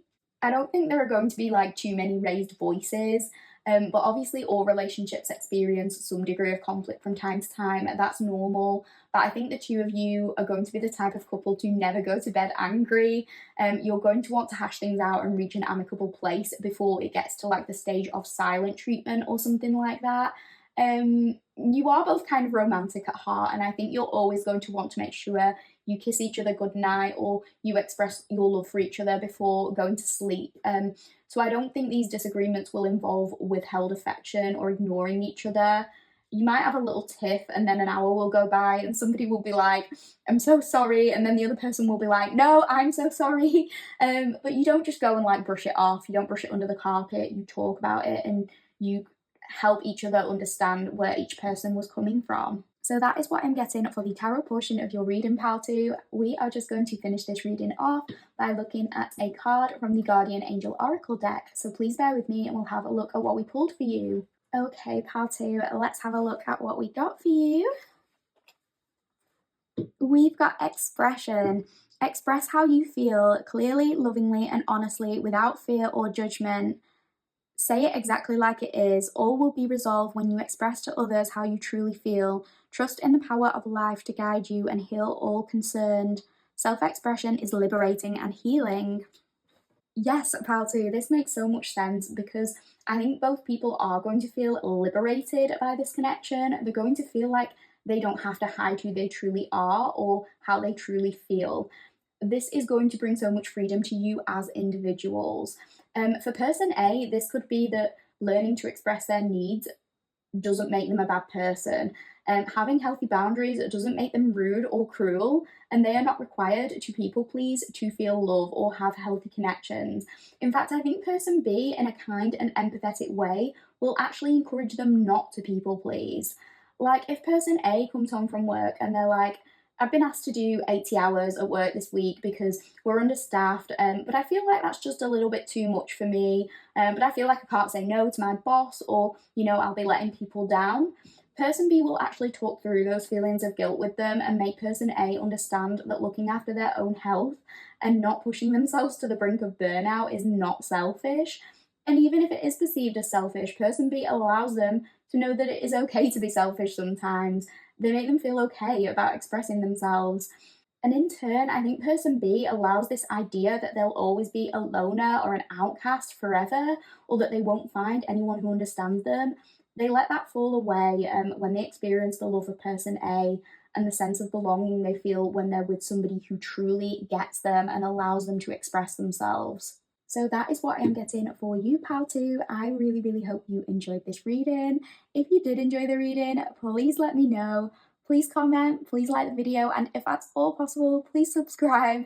All of that would mean the absolute world to me, and I would just appreciate it so, so much. It is the best and easiest way to let me know that you like this channel and you like the content and you want to see more of it. Thank you so much for listening and for being here, and I will see you in the next one. Take care, pal two. Hi pal 3 Collective, welcome to your reading. If you chose the Bumbleberry Hollows tarot deck and you chose the whale sticker and you chose pal 3, this will be your reading. This reading is all about your future spouse or next soulmate. If you would like a more thorough reading breakdown, I have gone through everything in the introduction. So in terms of the way the cards are laid out, I'm going to be conducting this reading in a person A and person B format. I'm going to be discussing both energies as individuals, so one of these energies should represent you and the other energy should represent your soulmate. You can also identify with elements of both person A and person B if that applies. We will also be looking at the card in the center here, and this will represent the overarching relationship energy. So that will be the oracle portion of the reading. That's the first part, and then we will move on to the tarot portion of the reading, and that will be a deeper dive into this relationship. What are going to be your favorite things about this relationship? What challenges might you and this person encounter? And how is this relationship going to be different to previous relationships? So this is person A over here, this is person B over here, and then in the center we have the overarching relationship energy. Oh, and I just want to thank you all so much for being here. I really appreciate you taking time out of your day to listen to these readings, and I just can't thank you enough. Thank you for your time, and I really hope you enjoy this reading. If you do enjoy it, please let me know what you enjoyed about it in the comments. I would love to hear from you.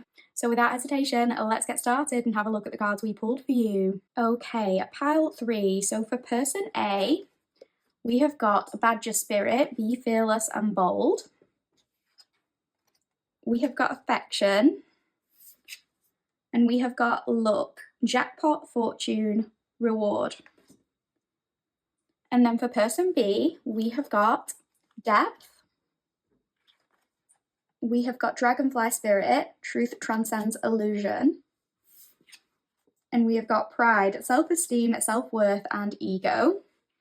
And for the relationship energy, we have got number 28, Self-Respect. So pile 3, before I get started with discussing person A and person B as individuals, I just want to talk about what kind of energy this pile is giving me already, because I have a very specific trope popping into my head. Actually, I have a couple of different tropes popping into my head, but the overarching energy of this is definitely either the vibe of grumpy versus sunshine, or enemies to lovers, or something like that, which I kind of love, honestly. I don't think this is going to be like a love at first sight connection. Definitely attraction at first sight, definitely strong feelings from the off, but you might not recognise that straight away. But we'll talk more about that after I've discussed each person as an individual, and then I'll be able to explain a little bit more about what I mean. So with regards to person A, I definitely feel like person A is a person with a big personality and a big presence. You very much feel it when they walk into the room. They have an air of confidence about them. I think they could be perceived as intimidating to some people. They are probably more of an extroverted or outgoing personality, or they can be that way when they need to be. I think they are very, very expressive. Like, they're unafraid to say what needs to be said, and they're also not fazed by going after the things they want. Maybe sometimes people view them as a little bit blunt. They are definitely opinionated. They know their own mind, and they're not scared to speak what's on their mind. They're not concerned with what other people will think of them necessarily. They definitely put themselves out there when they want something. I think they're also just not afraid of trying something new. Or if they're in a group, they're not the type to shy away from being the first person to try something. I would say that they probably make a good leader, or they would be good in a management position, whether they actually do that or not. But they are definitely like assertive and bold. It wouldn't surprise me if they'd led teams in the past in a work setting or anything like that, or if they're studying something, because person A would be the kind of person to like carry the bulk of a presentation, and like they would be the main speaker. They almost have a kind of main character energy about them, like they could really thrive on center stage in some way. There's definitely an air of joyfulness and sunshine about person A, and I think they are well liked because they're able to sort of get straight to the point about things. People admire that honesty. Particularly in a romantic context, this person will go after what they want, regardless of gender roles, if that applies. This is definitely a person who wouldn't allow societal conventions to hold them back. They are probably quite a free spirit in that regard. They really want to experience life and have fun. And as much as we spoke about this assertiveness, I don't think they're a mean person. They can get fired up and come across as aggressive at times, but I think that's more when they feel passionate about a cause. That's just how it kind of manifests. Sometimes they might get a little bit carried away with themselves. But I think this is somebody who has like a lot of justice sensitivity. Like, if they see somebody being treated unfairly, they might sometimes get disproportionately angry at the person responsible for the injustice. This could be the kind of person to rant or go on tangents when they see something wrong happening in the world, because they have this urge to take action, to do something about it. They don't want to just sit there and observe. They're like, come on, let's do something, let's get moving. And I think they can be really encouraging to others in that respect too. So that's why I say they'd be good at leading a team, because they are capable of getting people motivated, because they are very self-motivated as well. And I think they have this immense power to uplift others. So, you know, they're bold, they do put themselves out there, but they're not a bully or anything like that. In fact, I think they probably have a lot of friends. Maybe they have either a big group of friends or a big family, some kind of support system to help cheer them on. But they might also incite quite a bit of jealousy from people, because I think they are perceived as having a lot of abundance in whatever way that may be. So like whether this is their faith, their body, or their intelligence, their fitness, their position in a career, their talent, or how well liked they are, whatever it is, I think it comes across like things come easily to them, or that they generate a lot of luck and good fortune, whether that is actually true or not. I definitely get a lot of fire energy with this person, with all the orange and the reds on the cards, and also with luck, because that reminds me of Jupiter and of Sagittarius. This doesn't have to apply, but it could be that this person has prominent Jupiter or even Mars placements in their chart, just because of how driven they are. It definitely feels like this person gets whatever they want and it just falls in their lap. That's how it might be perceived to other people. In reality, obviously this person is so driven, and it could be that they've worked incredibly hard for the things that they do have, but equally they might attract more opportunity due to them having this natural disposition of being bold and fearless. So maybe it gets some people in their feelings, like, why can't I do what person A is doing? Why can't I have what person A has? They might have quite a few people in competition with them, maybe to be the best at XYZ, to get this promotion, or, you know, maybe some people even see person A as romantic competition, and maybe they don't like when person A is around their partner because they're worried that person A is so abundant that their partner will catch feelings for person A or something like that. I don't know why that is coming through, but if person A is you and that is something that you've ever experienced, then that is just a little bit of extra confirmation. But I think person A themselves can definitely be a little bit competitive at times. Maybe they always feel this urge to be on a journey of self-improvement or trying to always do better. Not necessarily do better than anyone else, but to be a better version of themselves. And because they're always doing, because they're always taking action, they might not necessarily give themselves enough time to rest or to reflect on things. But because they're such an expressive person, I think it means they're also not afraid to throw compliments around like confetti, which just makes them such a joy to be around. I think they can be very open with their feelings, and they'll show a lot of love and affection to those that they care about. I just don't think they see the point in beating around the bush or hiding feelings for the sake of it. They can be very playful, but they don't play games in that way. Like, that's not their thing. I also think physical touch could be their main love language. When they have a partner, I think they want to be very close to them. They want to be intimate. They want to experience that love and that affection back. They could have also been told in the past that they give amazing hugs or something like that. This is really random as well, but with person A getting this badger card, it could be that they do have big appetites, or they consider themselves foodies or something like that. And because badgers are known for being really good at foraging, so it could be that person A is like an expert bargain hunter. Maybe they're really great at finding reduced items and locating amazing deals or something like that. I think they're also very protective over their loved ones, and you know, even like regardless of their height or weight, like even if they're small in height or in weight, I think people don't want to mess with them, because they are a big personality and because they will bite back if provoked, but ultimately they are very loving to the people who match their energy. They don't want to bite, but they will if provoked. That is what I'm getting. Okay, so let's move on to person B. Person B is really interesting to me because I definitely see a lot of myself in this person, and I know that isn't relevant, and I don't even know whether you are going to be identifying more with person A or person B. I think it's probably going to be different for everyone watching, but if you are person B, just know that you are very seen right now. But with person B, there is a lot more to them than what meets the eye, and unfortunately I think this person does have their guard up and can sometimes be interpreted in the wrong way by others. I don't even think the guard up thing is necessarily intentional. I think this is something person B has adapted to over time.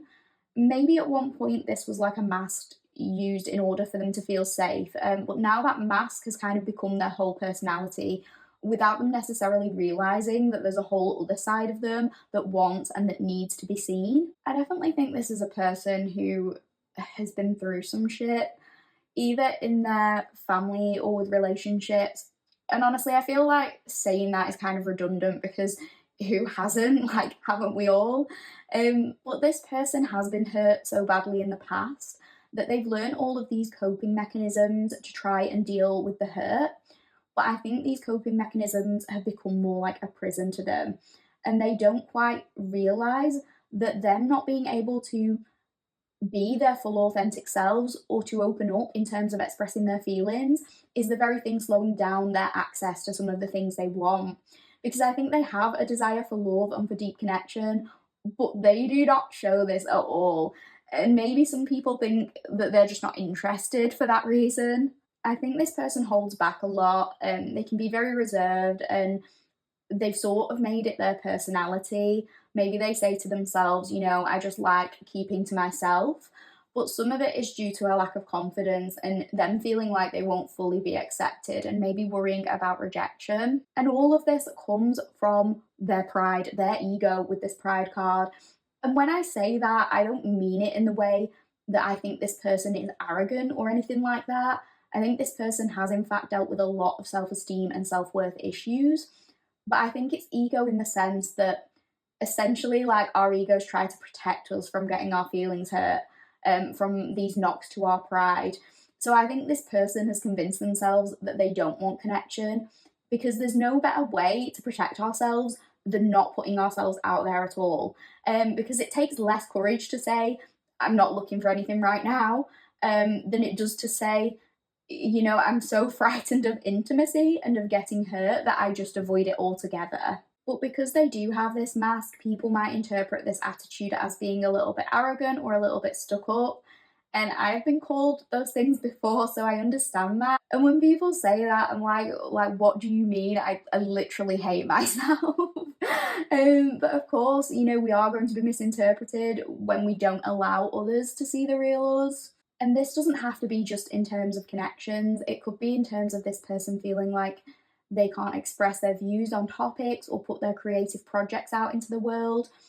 And I just think that they are doing themselves a disservice when they don't allow themselves to do that, because person B has a tremendous capacity for depth. They're a very deep thinker. I would imagine that they talk about all kinds of philosophical topics, maybe like 8th or 9th house topics with their friends. And I think they feel a lot emotionally too. They could be a water moon or have significant water in their chart, or potentially be Capricorn or Leo, if not a water sign. Because I think there's a lot of passion here. The signs don't have to apply, by the way, but yeah, I think there is a lot of passion here. I think they're a very caring and compassionate and deeply sensitive person. Maybe they felt like they're too sensitive at times, and that's led to this guard being up, and maybe them being quite misunderstood or being taken the wrong way. But I think the sensitivity and the empathy that they have can be such a superpower if channeled in the right ways. I think this is somebody who has pretended they are heartless or like they don't have feelings. They could have a dark sense of humour, or they could have used humour in the past as a defence mechanism, maybe by making self-deprecating jokes. They're the type of person where it's like, I'll hurt myself before anyone can hurt me. They could also have a combination of air and water in their chart. They could have an air sun with a water moon, or a fire sun with a water moon. There's just something about this juxtaposition, some difference between what they're actually showing versus who they actually are. That doesn't have to apply though. It could also be the other way around. They could also have a bit of a resting bitch face or a grumpy expression at times, and maybe people interpret this as rudeness when I don't think this person even knows that they're doing it. It could just be this person is at their computer screen at work and they're squinting at the screen trying to see it, and maybe somebody else is like, why is person B giving me a dirty look, when really they're actually not. But this person could roll their eyes quite a lot to communicate. They might have a dry or a sarcastic sense of humour that people don't always get. They could sometimes feel a bit cringed out by overt displays of affection.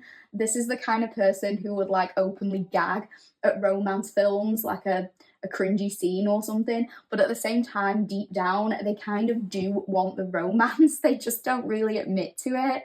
They might struggle to be openly affectionate even in relationships. They might have like a teasing or jokey way of expressing themselves. Like, this is the kind of person where if they said to somebody, "You're so annoying," they actually mean that they're in love with that person. They kind of insult you to tell you that they like you. People could sometimes think they're a bit full of themselves when they're actually not, because I think people view person B as very attractive. They could be very good looking, and they don't reveal this deeper side of themselves, so it might result in others assuming that this person is a player, like an F-boy or girl, or that they're shallow, when, you know, that really isn't the case. It's just that they have a bit of a wall up and they can give people a bit of a hard time getting to know them. They could decline social events quite a lot, and maybe people assume like, oh, person B just thinks they're too good to hang out with us. And again, it's not that. It's maybe that this person struggles a bit more socially, but they don't want people to see them struggling because they don't want people to perceive that they're weak or anything like that. But under the right circumstances, when this person does feel comfortable and they can have those deep, intimate conversations about the things that they're passionate about, and you know, I think they do have passions and hobbies and causes that they're interested in that nobody even knows about because they haven't been confident enough to express some of their interests. But I think with pride coming through, this person has a desire to do something meaningful and something that they can be proud of. They don't necessarily care about making the most money or these superficial things. They want to do something important in this life. They want to look back on the things that they've achieved and feel proud. But I think success is different for this person. It's not necessarily about financial success or having status. It's about doing something worthwhile. And I think with the dragonfly spirit and truth transcends illusion, this person is learning to be more honest with themselves. Maybe they're learning to let their guard down more. They're being more about their goals, the things they want, whether that be a relationship or a certain career path. They're opening themselves up more to those opportunities right now.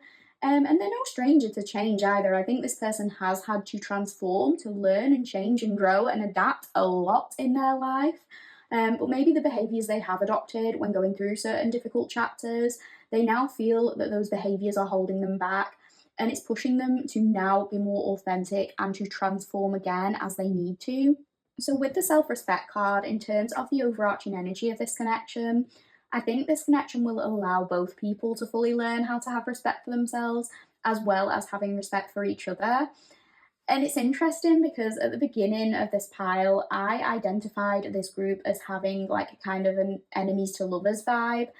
And I think that is what's happening here, because I think on a first encounter, the two of you might kind of like rub each other the wrong way, because on the surface, you are so different. And don't get me wrong, there's passion here. And I think that's why you spark these feelings in each other so strongly. But the passion at first is almost misinterpreted as anger. Like maybe you wind each other up or you get under each other's skin in some way.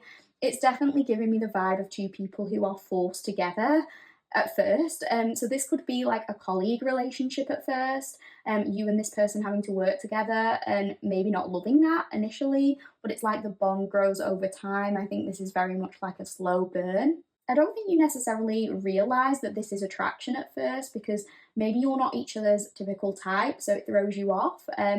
Maybe person A gets the wrong idea about person B and is kind of like, person B is so aloof, they think they're so much better than everyone else, they have too big of an ego. And maybe person B is like, person A is just so out there and so loud, it's so dramatic, they need to be quiet because I'm trying to work, you know, especially if this is like a work situation. Maybe person B rolls their eyes every time they hear person A talking, and that bothers person A. They're like, what is your problem? Because they will just come out and kind of say that kind of thing. But ultimately, I think both of you find that this is a person who gets under your skin for a reason. Maybe at times there's an element of jealousy, or one or both people kind of wishing that they could be like the other, but not wanting to acknowledge that. So maybe person A wishes they wore their heart on their sleeve a little bit less, and maybe person B wishes they wore their heart on their sleeve a little bit more. It doesn't have to be that example, but the basic thing is that they see things within each other, traits that maybe they don't yet possess, which just goes to show that they can learn a lot from each other. So it might be a bit of a rocky start at first, there might even be some conflict, but I think when the two of you do work together, you start to have more conversations. Let's say if you have to collaborate on something together, I think you will realise that working towards a common goal allows both of you to really shine, and it's then that you start to see the best in each other and that mutual respect starts to develop. I think person A will realise that there's a lot more to person B than what they see initially.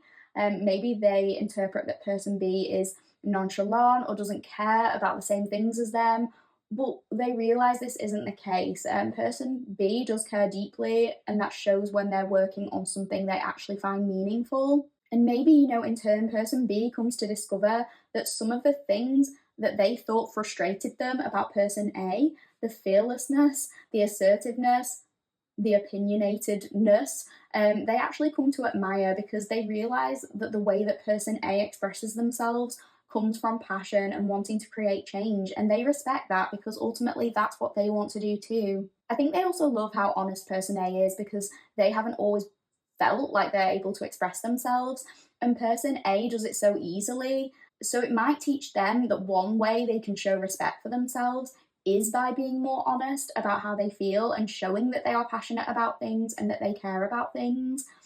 Maybe up until this point, person B has kind of interpreted self respect as refusing to engage in something that has the potential to hurt their feelings, because any display of vulnerability could be perceived as weakness. But maybe this relationship allows them to see that true self respect isn't pretending we don't care about something, it's honouring our very real and very valid feelings, even if doing so makes us vulnerable in some way. And maybe in turn, person B kind of teaches person A that they can harness their passions and be more in control of some of their emotions, learning how to hold back a little bit when they need to, how to rein in some of their strong feelings when it benefits them to do so, and when they are trying to make a point about something. So that is what I'm getting for the oracle portion of your reading, pile 3. I really hope you are enjoying this reading so far. Please bear with me, we are about to move on to the tarot portion of the reading, so I will see you in your tarot reading, pile 3. Hi pile 3 collective, welcome back to the tarot portion of your reading. Without hesitation, let's get started and have a look at the cards that we pulled for you. Okay, pile 3, we have got Death, the Sun, Ace of Pentacles, Knight of Wands, Page of Pentacles, Six of Wands, Four of Pentacles, Two of Cups, King of Swords, and the Queen of Cups.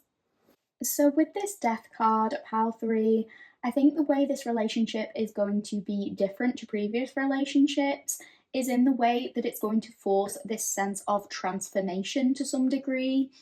One or both parties might have to evolve to make this situation work.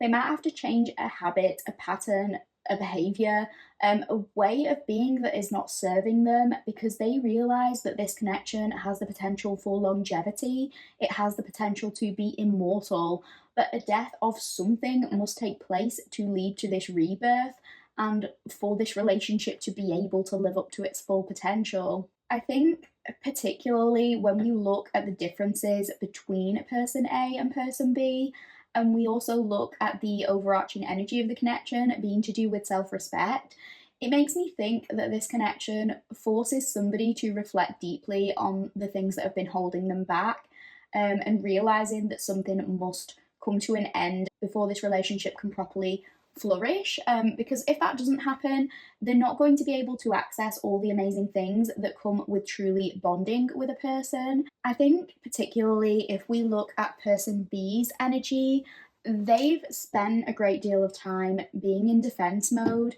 maybe not allowing people to see their depth, and they've spent time thinking that that means that they respect themselves, not realizing that denying your feelings is actually disrespecting the very essence of you. And I think they kind of need to kill that version of themselves that is begging them not to open up, to not ever seem vulnerable, and they have to take a chance and do something different in order for this to work.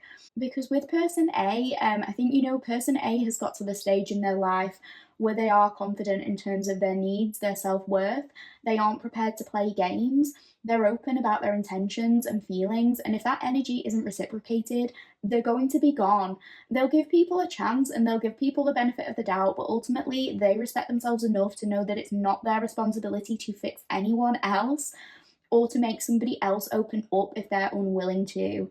They might have experienced relationships in the past where they feel like they have to step up and take charge and fix someone, and then they've realized that it's not possible, so they no longer do that. So somebody either comes correct or they're off the roster essentially. They're no longer an option. So they're not going to waste their love and their affection on somebody who won't accept it. And in turn, I think that kind of forces that transformation for person B, because they found somebody who has made them want to make that change.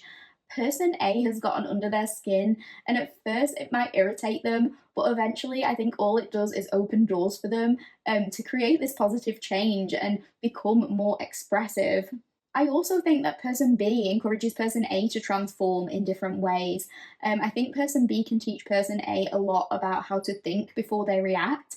If that's something they've struggled with in the past, person B could teach person A about the power of observation and reflection.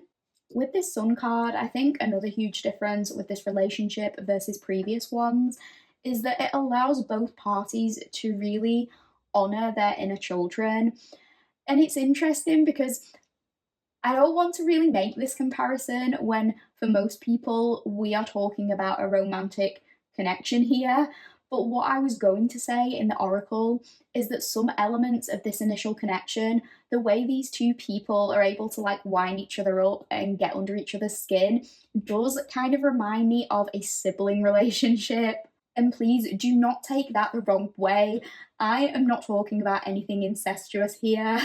It's just making me think, who knows how to wind you up better than a sibling? Who is more annoying than a sibling? Those of you with siblings, or those of you that have more than one child and their siblings, I think you'll probably understand the arguments and the way those arguments can cut deep are like nothing else. And I say this as somebody with an older brother. Nothing can prepare you for the real world like having an older sibling. Like, if you have an older sibling, nothing else is really going to hurt you. You have guaranteed already experienced the worst roasting of your life if you have an older brother or sister. But that said, a sibling can be both your biggest enemy, but also your biggest protector, and the person who often knows you best, better than anyone else. Like, your sibling can bully you, but if anybody else tries to bully you, it's game over for them. They're like, that's my annoying brother or sister, don't mess with them. And that's to a degree what the energy between you and this person reminds me of in some capacity. Because as much as you have the ability to wind each other up and to roast each other, ultimately, neither person is going to let anyone else speak badly about you. Let's say if you and this person work together and another colleague feels comfortable gossiping about you negatively, this person is going to shut that down and have your back. And maybe that colleague, the one who's gossiping, they're like, what the hell? Like, I thought you found this person annoying. I thought you hated them. And they're like, yeah, I do, but I'm still not going to let you talk about them this way. Both of you have a lot of the same principles in that regard. But I think it's also like you can be playful with each other. No joke is off limits, because I think you actually both share a very similar sense of humour, maybe even a sense of humour that's got you in trouble at times if you make dark jokes or anything like that. But you are both able to kind of playfully bully each other. And on the original Rider-Waite-Smith deck, the sun depicts the naked child on a horse, and that's to symbolise innocence. And I think what happens here in this connection is you kind of bring the childlike innocence and joy out of one another, and you can be naked in front of each other. I mean, not literally, although I'm sure that will happen, but I just mean you can be totally vulnerable with each other. And I think that this will be a revelation for person B particularly, because they maybe haven't been able to show this side of themselves to anyone since like maybe even their childhood. Maybe that's how long they've been masking. And I think for person A, once they discover that person B is actually so similar to them in terms of the things that they care about, the things that they want to achieve, and when person A sees this kind of childlike wonder under person B's veneer of nonchalance, they radiate with so much joy, and it allows both of them to shine because they can bounce their ideas off each other. It's like two friends huddled up together in the playground, whispering their hopes and dreams to each other. You know, person A is like, I didn't know you had all these ideas, person B. I didn't know you were like this. I got you wrong. Maybe I didn't even like you at all at first. But now they're like, tell me more. Tell me about all your ideas, and I'll tell you all about mine. There is this real innocence and purity with it. So, talking about this Ace of Pentacles and the Knight of Wands, I think one challenge you might face within this connection is the rate at which the relationship develops. The Ace of Pentacles indicates the start of something, a seed being planted for something to bloom, but it's about a slow and steady build up. And that might be something that I think person A particularly struggles with initially because they have a tendency to want to go at things full steam ahead. And I think once an attraction and a bond builds, there will be a lot of fantasizing on both sides about what this connection could lead to, but one person might struggle with not rushing into things. They might struggle when it doesn't seem like progress is extreme or sudden. But the Ace of Pentacles does indicate that progress will be happening each and every day, but it might take a while to notice these changes. It's not going to happen all in one go. But person A feels so much passion and desire to jump from point A to point B that this can be quite difficult for them to handle. They might feel at first that their feelings are one sided because maybe they're going to be like, why haven't we made this official yet? Or why haven't we moved in together yet? Why aren't we engaged yet? Depending on obviously the stage you're at in this relationship, progress feels slower than expected. And they might find this frustrating. It may lead to a little bit of conflict because person A is like, we know we like each other, we know we love each other. What's stopping us from just going all in? It could even be in relation to going into business together once you're an established couple, something like that. But the thing is that things that feel like baby steps for person A have actually been huge leaps for person B. Person B is trying, and I think we can see that from the transformations that they're going to be making and then being more willing to open up. But those things do take time, and those changes will add up over time, and the growth will be evident. It just can't happen in one go, like we say, because the metaphor I'm getting is flowers don't just bloom overnight. But if you are patient and you don't overwater your flowers, trying to force them to suddenly appear, but if, instead you give them a little bit of what they need each day, you're going to end up with a beautiful garden by the end of the season. But it takes work and it takes patience. And I understand why it's frustrating for person A because they can be so open and so expressive that some of this progress just doesn't feel like a big deal to them. They might have been in relationships before where things have happened very quickly, like moving in together or saying I love you or something like that. Maybe that's even something they now reflect on and they think, I probably shouldn't have jumped into that relationship so quickly with that person. So I think this relationship shows them the virtue of waiting and investing. But that can be a challenge at times. It's not necessarily what they're used to. I think they just have to try and remember that person B's guard isn't going to come down all at once, but person B will open up to them in ways that they've never done before with anyone else. I don't think they've ever felt this close of a connection to anyone before, and they're going to be talking about things that they thought they'd never talk about. But there could be some things they still find difficult to talk about. And person A might sometimes think, why does person B still not trust me with this information? Because person A wants that deep connection where they both know absolutely everything about each other. But it's not that person B doesn't trust them. I think it's just that sometimes person B struggles to understand and process their own feelings. This is all a learning curve for them, so articulating those emotions can be difficult in the beginning. But I think they are also willing to make that effort and make those changes because they also want that deep bond with person A. But with this Page of Pentacles, I do see that this relationship, these miscommunications or frustrations lead to a deeper understanding of each other. I think that both parties want to learn about how the other person operates, and they start to understand the instances that they previously interpreted as one person being hostile or one person being mistrustful are actually just coping mechanisms that that person isn't going to be able to just shake off immediately. But when both people can give each other the right support and guidance, they can find a way out of these conflicts successfully. They kind of learn how to like handle each other over time and to adapt to each other's way of doing things.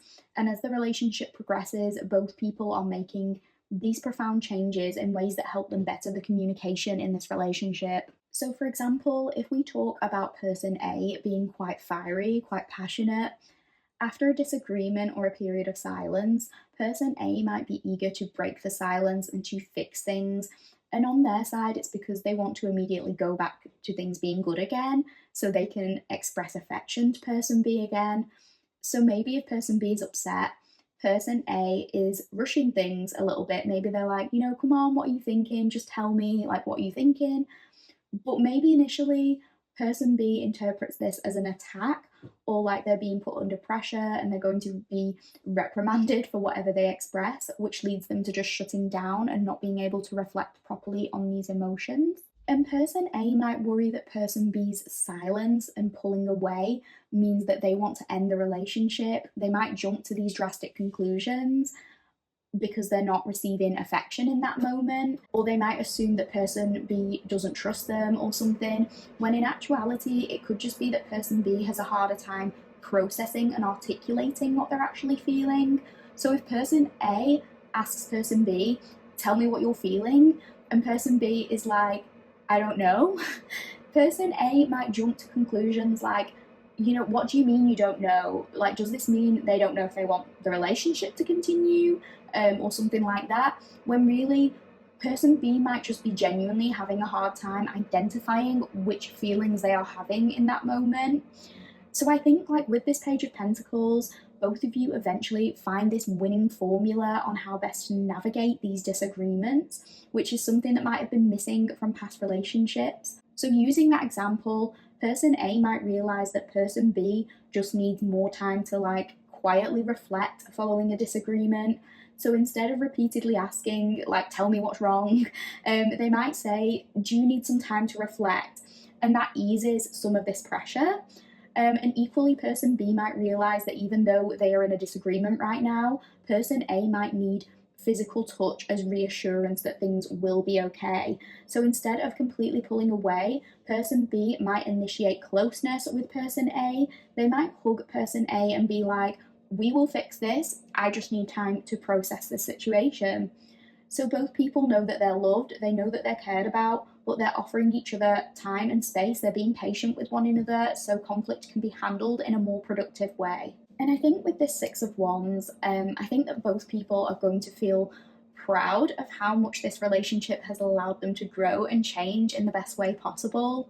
Like for two people who once essentially didn't like each other very much, the way you both hype each other up and give each other lots of praise and affection is something that is so adorable, especially when it comes to the challenges of navigating conflict. I think the two of you are almost shocked at your maturity when it comes to this, because there was this rocky start initially, this little bit of sort of childishness. And I think when the relationship gets to a place where things feel easier in that regard, you both recognize that you've come such a long way and you praise each other for that. You're like, wow, like that was an adult conversation that we just had, and you're kind of shocked by it in a nice way. And maybe person A says to person B, there was a time when you'd never tell me how you were feeling. And maybe person B says to person A, there's a time where you would always fly off the handle and now you think way more before you act. It doesn't have to be that exact example, but it's like both people are proud of each other and proud of how far things have come, how much progress has been made in this time. And I think you probably get a lot of recognition from other people too in terms of how you interact with each other, because on one hand it's such an unlikely pairing, but when people see you together, they're almost like, you two are actually adorable. Like, it's really strange to think that you once didn't like each other, because you really do make the perfect couple.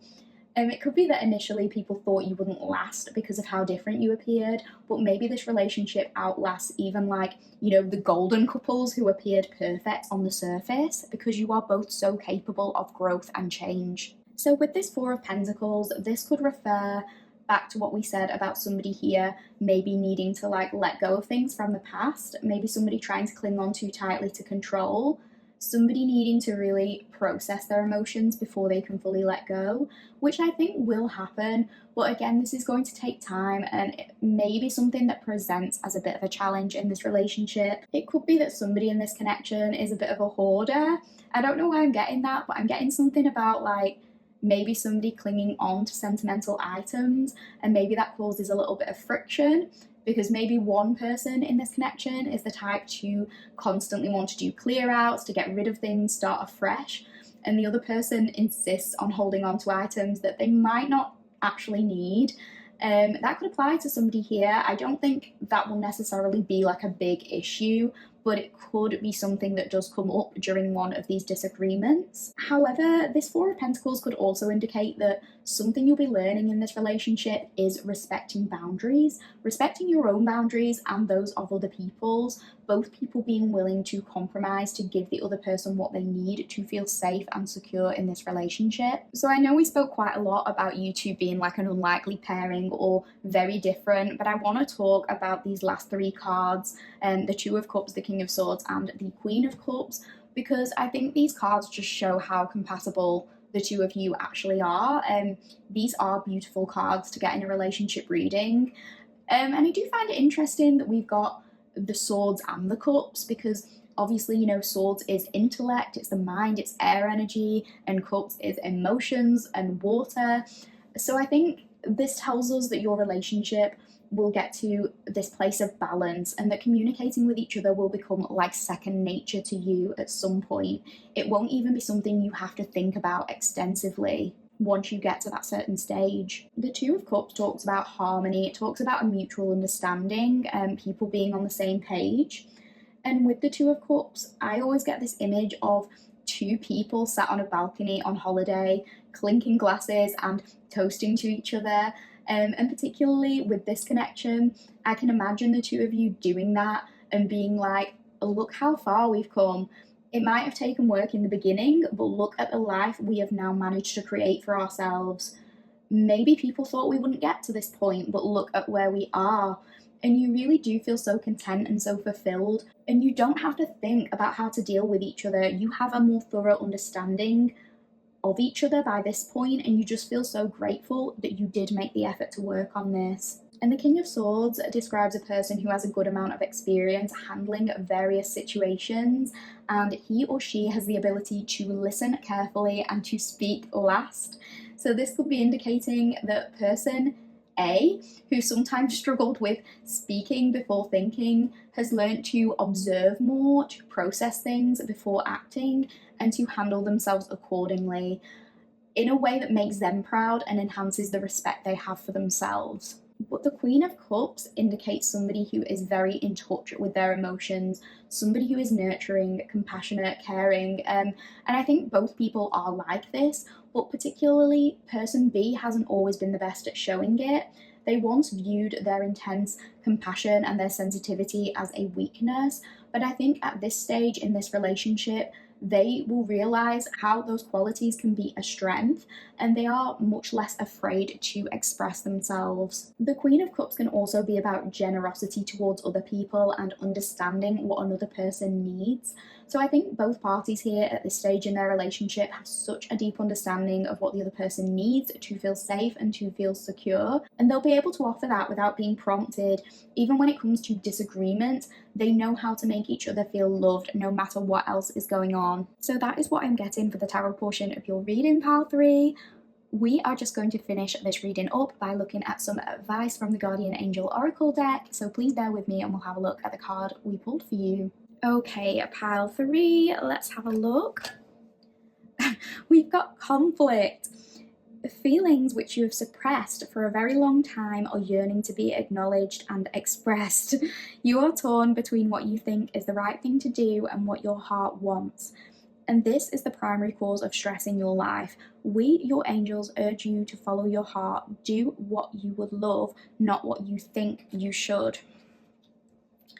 It feels very much like we've come full circle here with this conflict card. Since we said in the beginning, this is like enemies to lovers, but I don't think this is meaning that this relationship will be defined by conflict or anything like that. I think it's more like this connection is so important because the two of you shine a light on your respective inner conflicts. You initially sort of trigger each other because there are these shadow sides of you that are crying out to be heard, and this connection kind of works to expose those sides, but it's for the betterment of you as individuals. This relationship gives you the opportunity to learn about different perspectives and different ways of communicating, because at the start of this relationship, there's this sense of, you know, one person being like, well, this is how I approach things. Why can't this person just understand that? Why doesn't this person do it my way?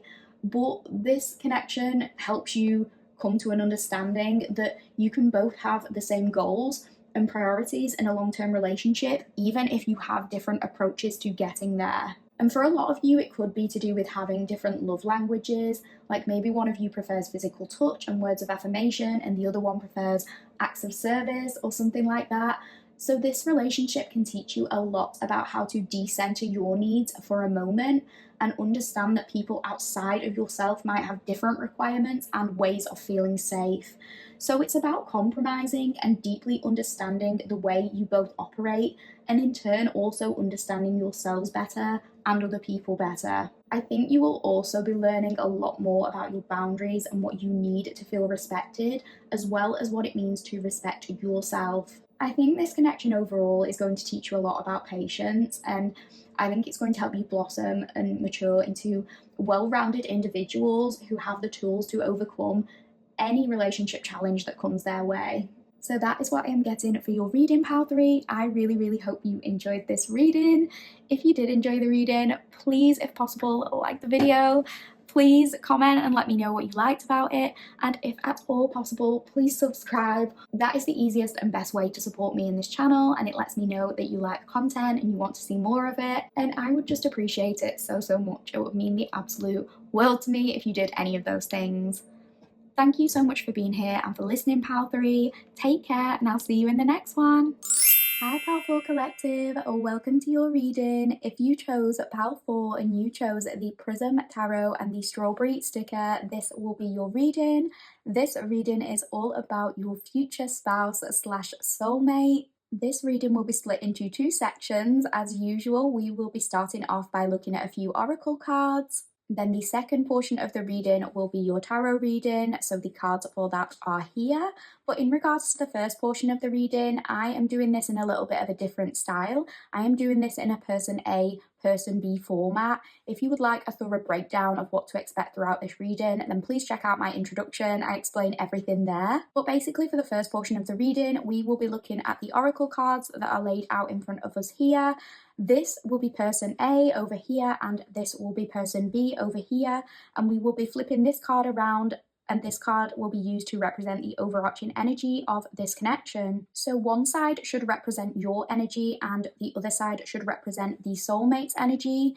It doesn't matter whether you identify more with person A or person B, or a little bit of both. You might identify as having attributes with both person A and person B in a soulmate reading, but the reason I want to explore your energy is so that you have confirmation that you have chosen the right pal. You should see yourself in at least one of these energies, and if you don't, that is maybe a sign to choose a different pile. I just want to thank you all so much for being here. Thank you for taking the time out of your day to listen to my reading. It really does mean the world to me, and I just appreciate it so much. Thank you to every single person who makes the effort to like, who makes the effort to comment, and who has subscribed. It just does all mean such a lot to me, and I just want to thank you for being here, and I really do hope you enjoy this reading as much as I have enjoyed making it. And with that said, without any further hesitation, let's get started, Pal 4, and have a look at the oracle cards that we pulled for you. Okay, so for person A on this side, we have got Coyote Spirit, Trust in Divine Detours. We have got Family, and we have got Idea, Inspiration, Suggestion, Vision. And then for person B, we have got Environment. We have got Hummingbird Spirit, Be Here Now. And we have got triumph, success, victory, achievement. And to represent the overarching relationship energy, we have got card number 22, manifestation. So obviously powerful, you know, I'm going for this person A, person B format. And then I will be talking more about the overarching energy, and that's the manifestation card. But for all the readings I've done so far, I've spoken a little bit about the energy at the beginning, like what kind of vibe it's giving me overall, just when I have a glance at the cards. And I just want to say, with you getting this manifestation card, this is honestly giving me unstoppable power couple vibes. That's all I'm going to say from the off, and we will discuss that in further depth later. But first of all, let's have a little chat about each individual. So this doesn't have to apply, but with person A getting the coyote, there could be some connection to the USA or to Canada, just because that is where coyotes are found commonly, I believe. And that only stands out to me because I'm in England and we don't tend to see them here. I think it's possible in London, but I'm nowhere near London, so I don't know. There could just be some kind of connection to North America. I'm getting something about Alaska or possibly the Appalachian Mountains with this coyote card, or even like something about Indigenous ancestry for somebody. I know that's very specific. You don't have to take the specific details if they don't resonate. And none of these places, like, that doesn't have to be where you're from, but you could have an interest in one of those places just generally, or an interest in traveling to one of those places, or you could have some ancestry there. But I know that won't apply to everyone. It's just something that was standing out. It could be that person A has a special connection to canines. Maybe they love dogs, or they have dogs, or they might just be generally interested in dog behavior, or huskies or wolves. They could enjoy wolf symbolism, or they have a wolf tattoo or something like that. Again, take the specific details as they resonate. If they don't, that is okay. You don't have to take them. But in terms of the overarching energy for person A, I think with us getting this trust divine detours, and the coyote symbolically referring to like the initiation into a next stage of spiritual growth, I think person A's life currently feels quite up in the air. There is this sense of them not thinking that they would be where they are right now. And I think there might have been some disappointment surrounding that. I think person A has experienced a lack of belief in themselves because of this detour. Their life has taken a turn and it's not what they expected. They might be going through a big transitional period right now, and they're having to rely much more on their intuition to help guide them during this time. They just didn't think that their life would turn out the way it has so far. And I think person A has absolutely been dealing with some limiting self beliefs because they feel they haven't lived up to the version of themselves that they created in their head. Person A could have resigned themselves to having like a certain achievement by a certain age, and due to many circumstances, some of which have probably been way out of their control, that hasn't been the case, and it's made them feel a bit like a failure. There's a sense of purposelessness, and this person kind of floating around, not really knowing what to do because they feel like their efforts towards a goal haven't been worth it. They haven't got to where they want to be. And I like to give real life examples. Obviously, these examples are going to be different to everyone, but just to give a few, so if this is you, you kind of have something to relate it to. But it's like person A could have said, I want to be married by the time I'm 28, or I want to have 3 kids by the time I'm 35, or I want to have no kids and be jet setting around the world drinking champagne by the time I'm 40, or I want to own a house in the next 3 years. I want to have written 20 bestsellers by the time I'm 50. I want to get a promotion in my job by this time next year. Whatever this is, and the individual examples don't necessarily matter too much, but whatever it is, they've set themselves these big goals they once felt were achievable, and now it feels like their goals are so far out of reach. It's like their life just got like turned upside down out of the blue, and they've been wondering what now. It's this what now kind of vibe. I don't know why I just recited a Fresh Prince of Bel-Air lyric to describe this feeling. Maybe person A liked that show growing up. If you're in a similar age bracket to me, maybe you liked that show. So just to go back to one of those examples, like let's look at the first example we gave of being married by the age of 28. It could be that that goal once didn't feel too far off for person A. Maybe they were at one point in that steady relationship, they were happy with that person. They thought, next step is engagement or next step is marriage. Some of them could have even been engaged if this example applies. It doesn't have to. But whatever it was, it felt like they were in the place to receive these things. They were so close.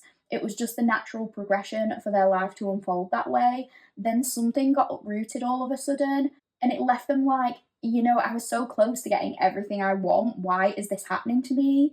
This could be their partner or fiance leaving them, breaking the engagement, or them finding something out and having to break things off themselves. And just to reiterate, it doesn't have to be in regards to another relationship. It could be them working hard in a career, thinking they're on track to get a promotion, then the company goes bust or they lose their job.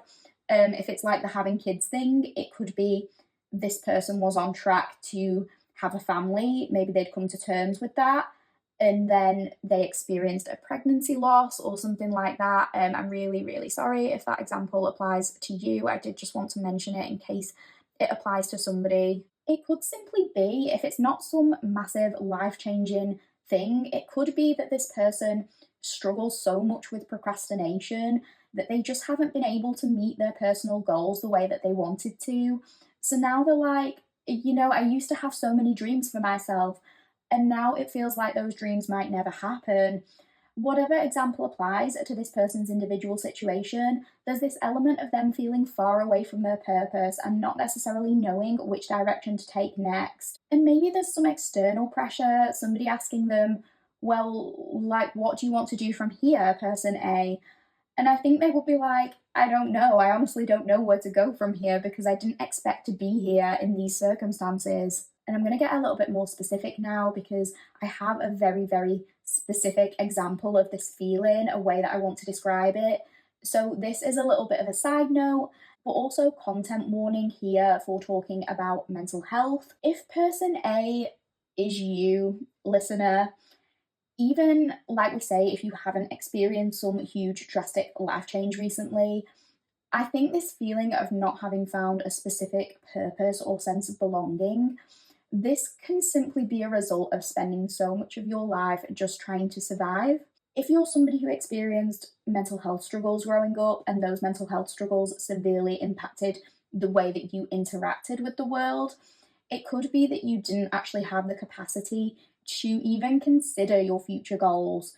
When you didn't necessarily envision a future with you in it. I know that's kind of dark, but some of you might have felt that way. So when you start to overcome some of that, it can be jarring to look at like this new world around you and be like, okay, what now?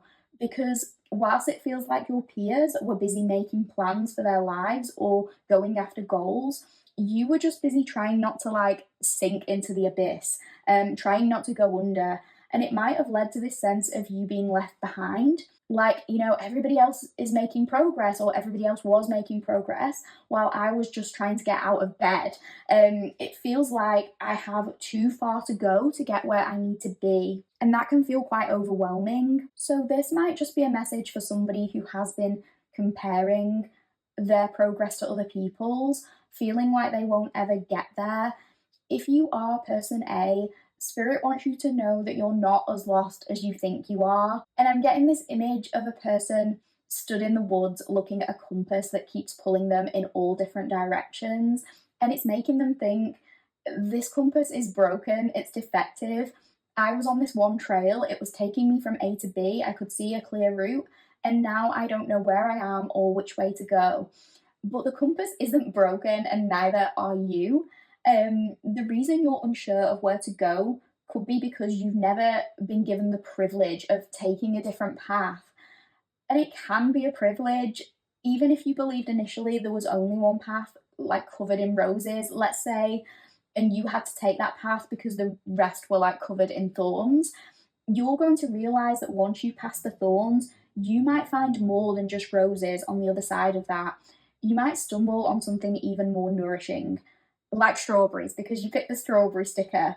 And you might still get a few scratches from those thorns, but you're going to get to the fruit of your labor, the good stuff. Even if it feels scary, you don't know what's waiting for you behind the thorns because you've been too wrapped up chasing the roses to look. But something about this detour in your journey feels fated here. You're not on the wrong path. You are doing exactly what you need to be doing. You are exactly where you need to be. And this could be a different path in terms of just a different way of doing things, a way of implementing ideas, because person A has such a vivid imagination and so many creative ideas.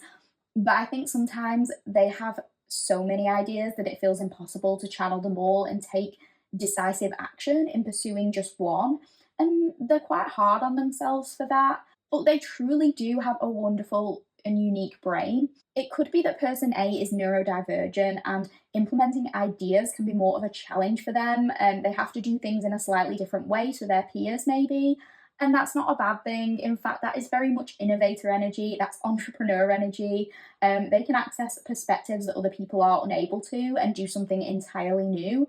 Their ideas are really limitless, and I feel like this person has been gifted these ideas for a reason. It might feel like they have a chaotic brain at times, but they truly have so much potential when it comes to their ideas, their art, their self expression, their communication, but they might lack self belief, as we said.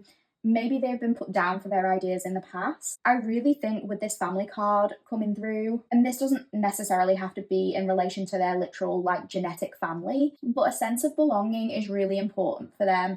Being able to spend time with like minded people, that is really important for them.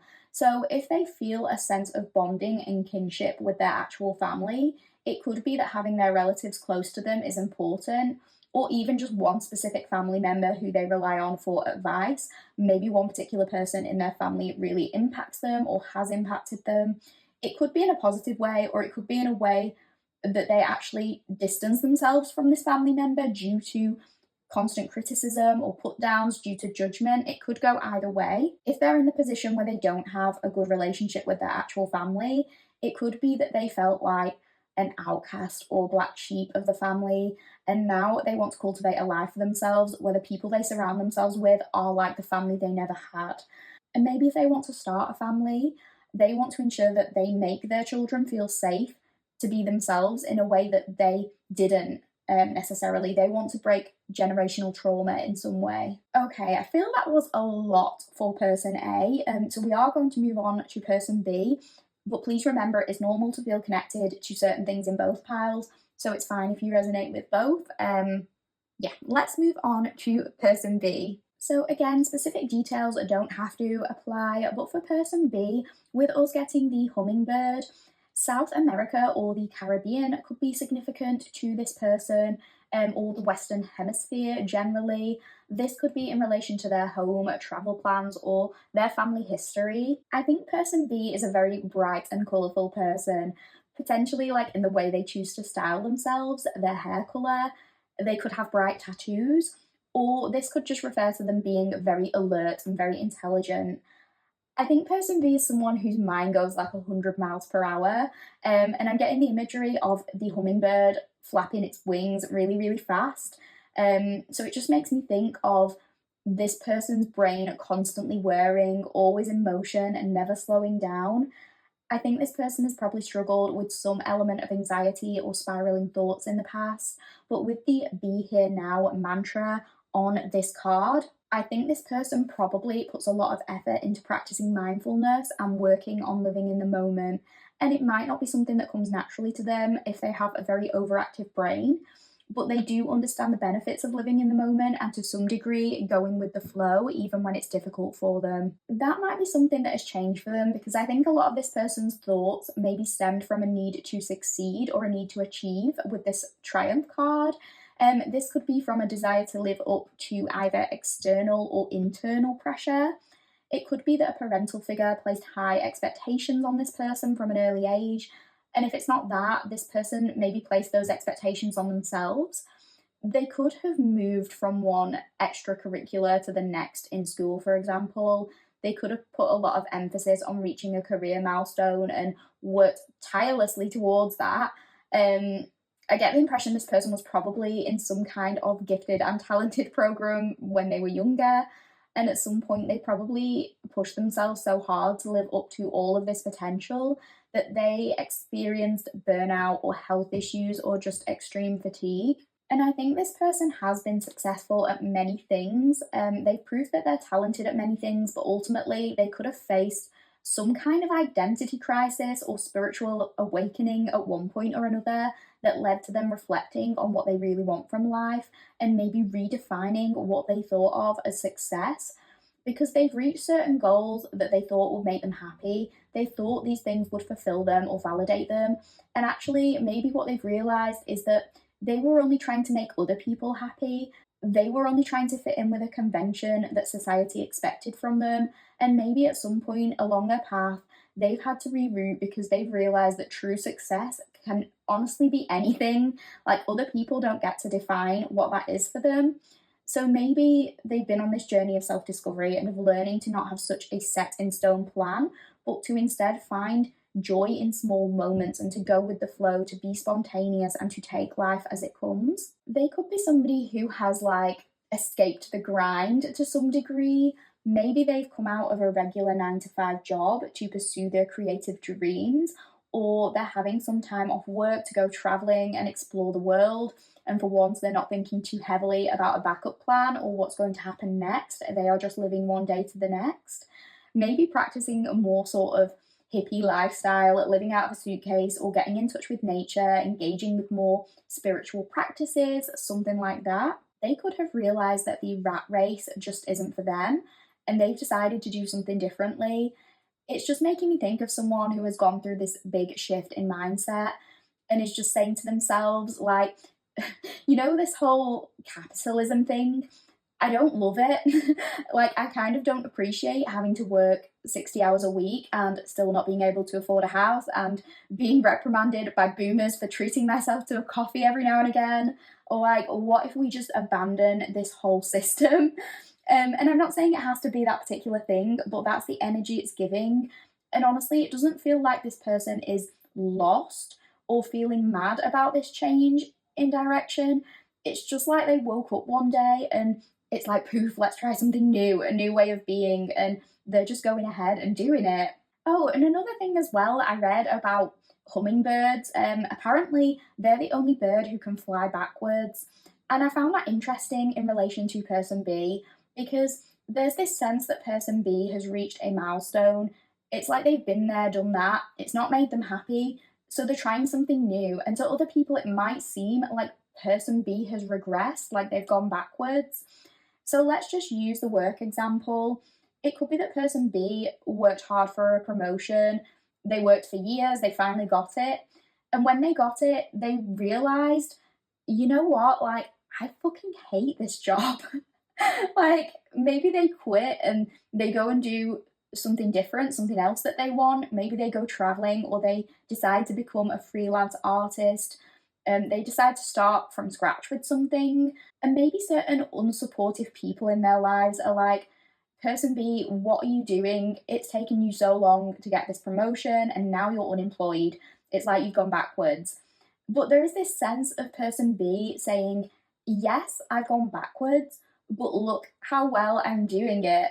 I'm going backwards, but I'm still flying. This is the way that I'm meant to do it, because they're enjoying the moment and the journey so much more. I think there's an aura of confidence with person B's energy, because there's power that comes from getting everything you want and realizing that it's not for you. So with this environment card, this person could very well want to change the world in some way.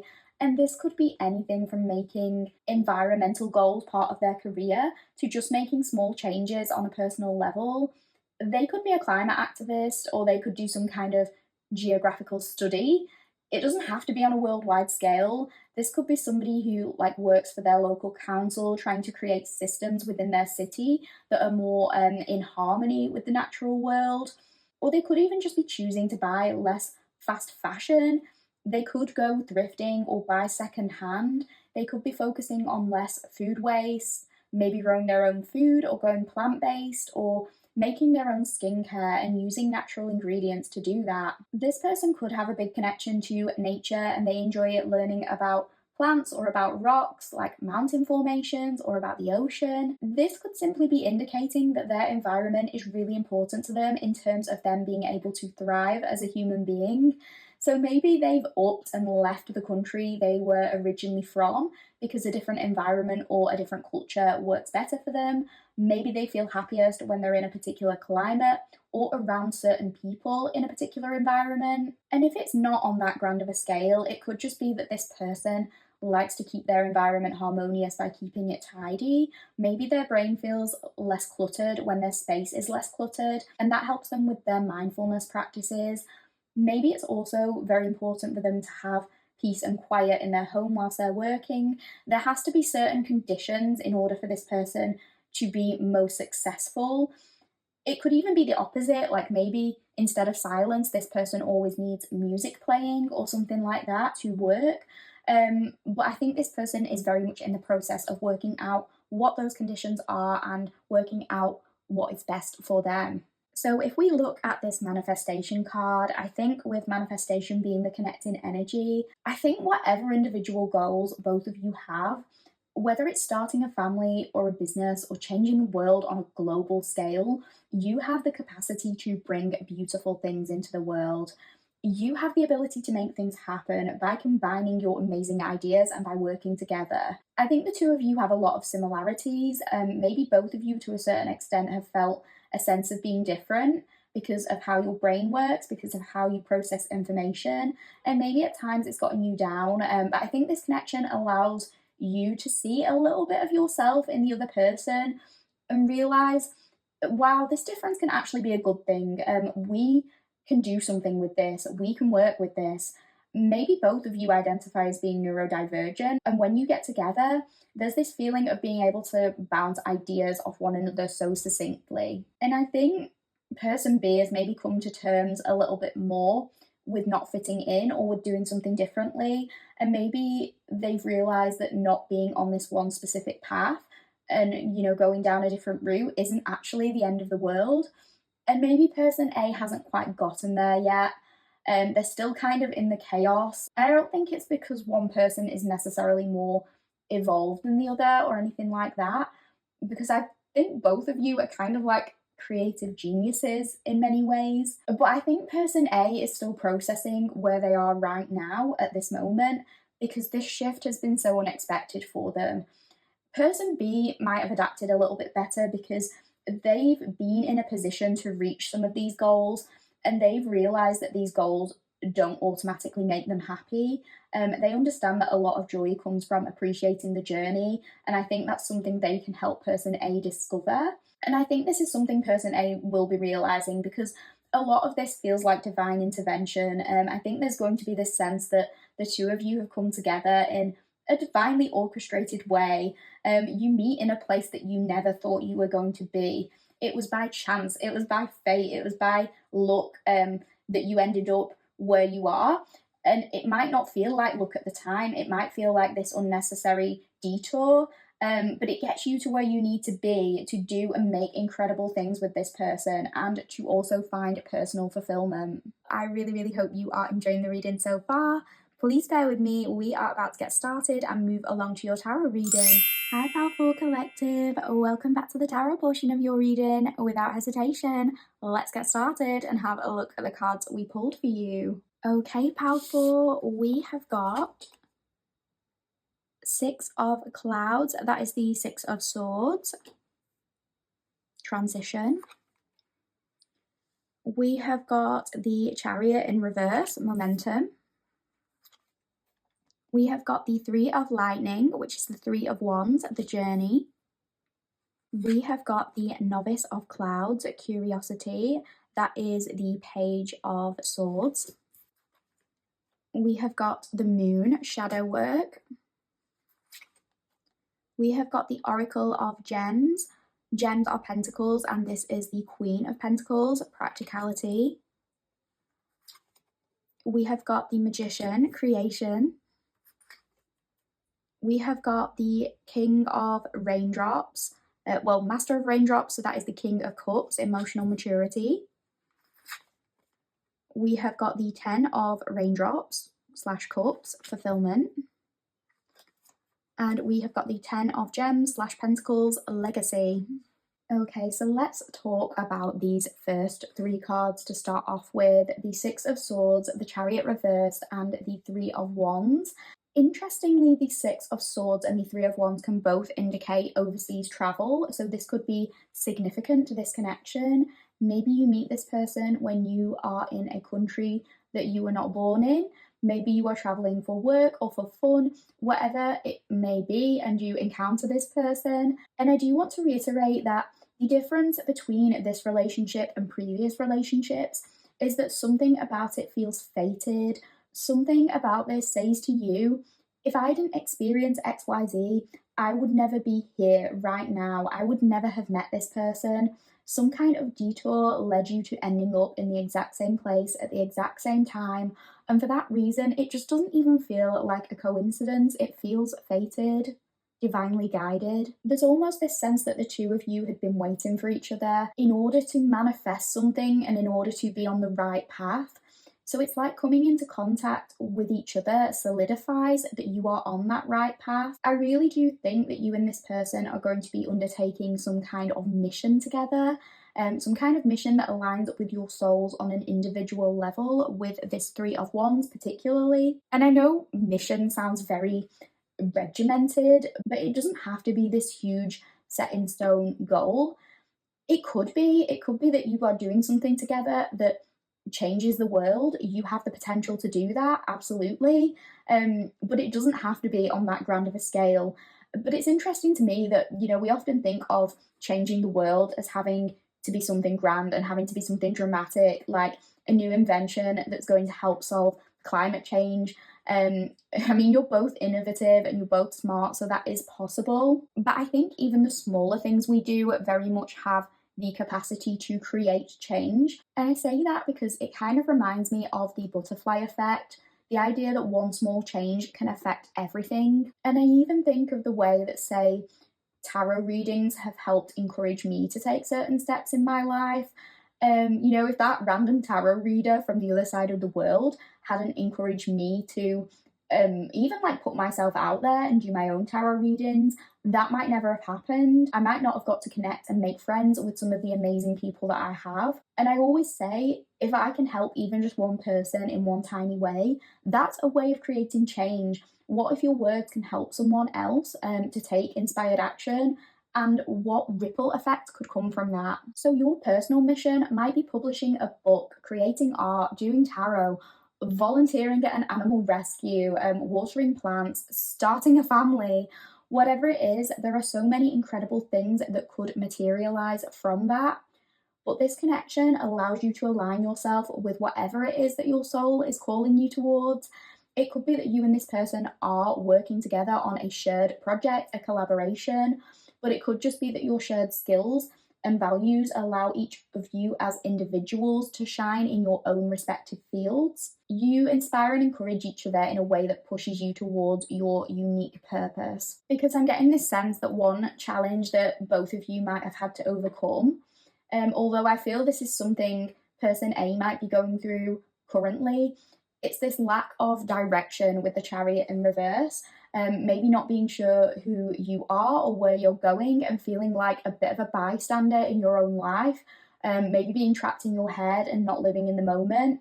Feeling powerless to your thoughts or other external issues. And I think when the two of you meet with this 6 of Swords, both of you are in the process of moving on, trying to create forward momentum, making progress, but you might be at different stages of that journey.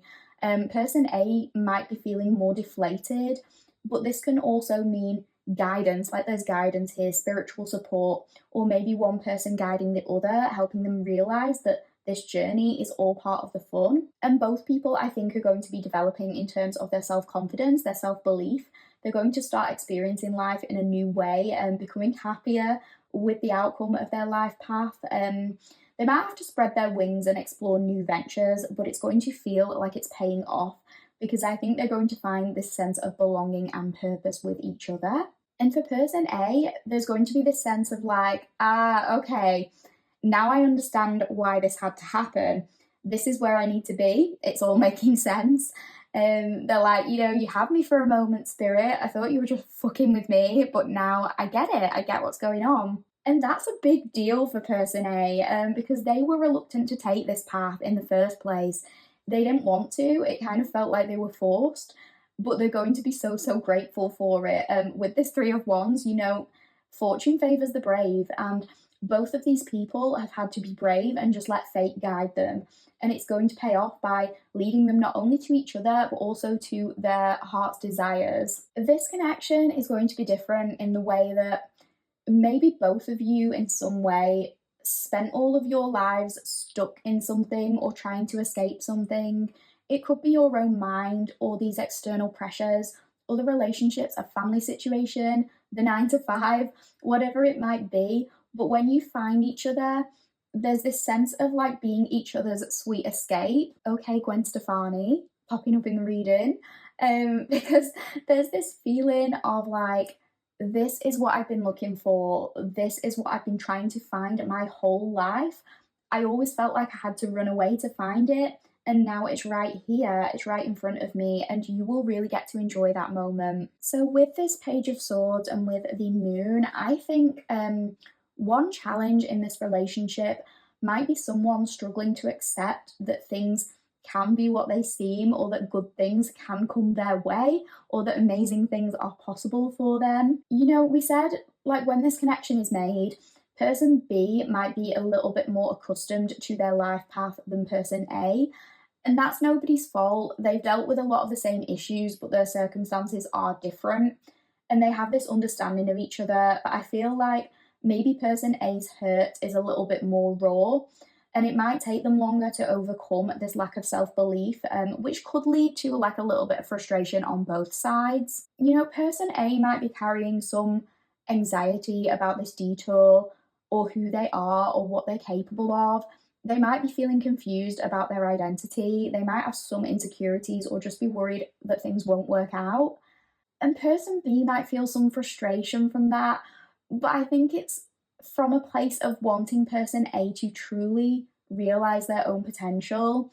They kind of get annoyed that person A doesn't see how amazing and talented they are. And this isn't a relevant example at all to this connection, but I just want to explain like the kind of vibe it's giving me, because it reminds me of like, if you have a best friend who you know is objectively, even if that's possible, the most beautiful, angelic, siren, goddess or godlike creature who has ever walked the earth. If you have that, if that friend messages you and they say, I feel ugly today, or they're doubting their own worth, or crying over some boy or girl who isn't honestly fit to lick the ground that they walk on, you kind of just want to shake some sense into that person. And you want to be like, what are you talking about? How can you not see how brilliant you are and how much better you deserve? You know that they don't deserve to be talking to themselves that way and thinking those things. And it brings up this sense of frustration because you just wish that they could see from your perspective. You wish that they could see the things that you see. So that's kind of what person B feels. They truly think person A is the best person in the entire world, and they just wish that person A could see it. So person B might encourage person A to just go after whatever they want. They're like, you know, go on, do this, you will be amazing. Don't let the fear hold you back. And it's important for person B to reiterate that because they've had a lot of similar anxieties, they know what it feels like, but they also know how it feels to get to that other side of fear, and they want that for person A. But at the same time, person A's insecurities, their fears and doubts are so valid, and they might even get frustrated at person B because they're like, my entire world has been turned upside down before. How can you be so sure that this will work out? Person B just wants to erase person A's insecurities for them and push them past this illusion of not being good enough, but they can't just do that for them. And it might take person A a while to get there and to jump on board with this idea that things can get really, really good. But I think that does happen because with this Page of Swords, there's truthful conversations happening. There's exchanging of ideas, there's enthusiasm towards something, maybe both people inspiring each other in a particular direction, whether it's working together on something or on their individual goals. This Page of Swords can sometimes be about injustice. And it's an interesting message actually to get, but there might be some sense of injustice in the way that these people have been led to believe that their life has to follow one particular path and everything else is considered a failure. There's definitely injustice in both people having felt at one stage like they weren't good enough.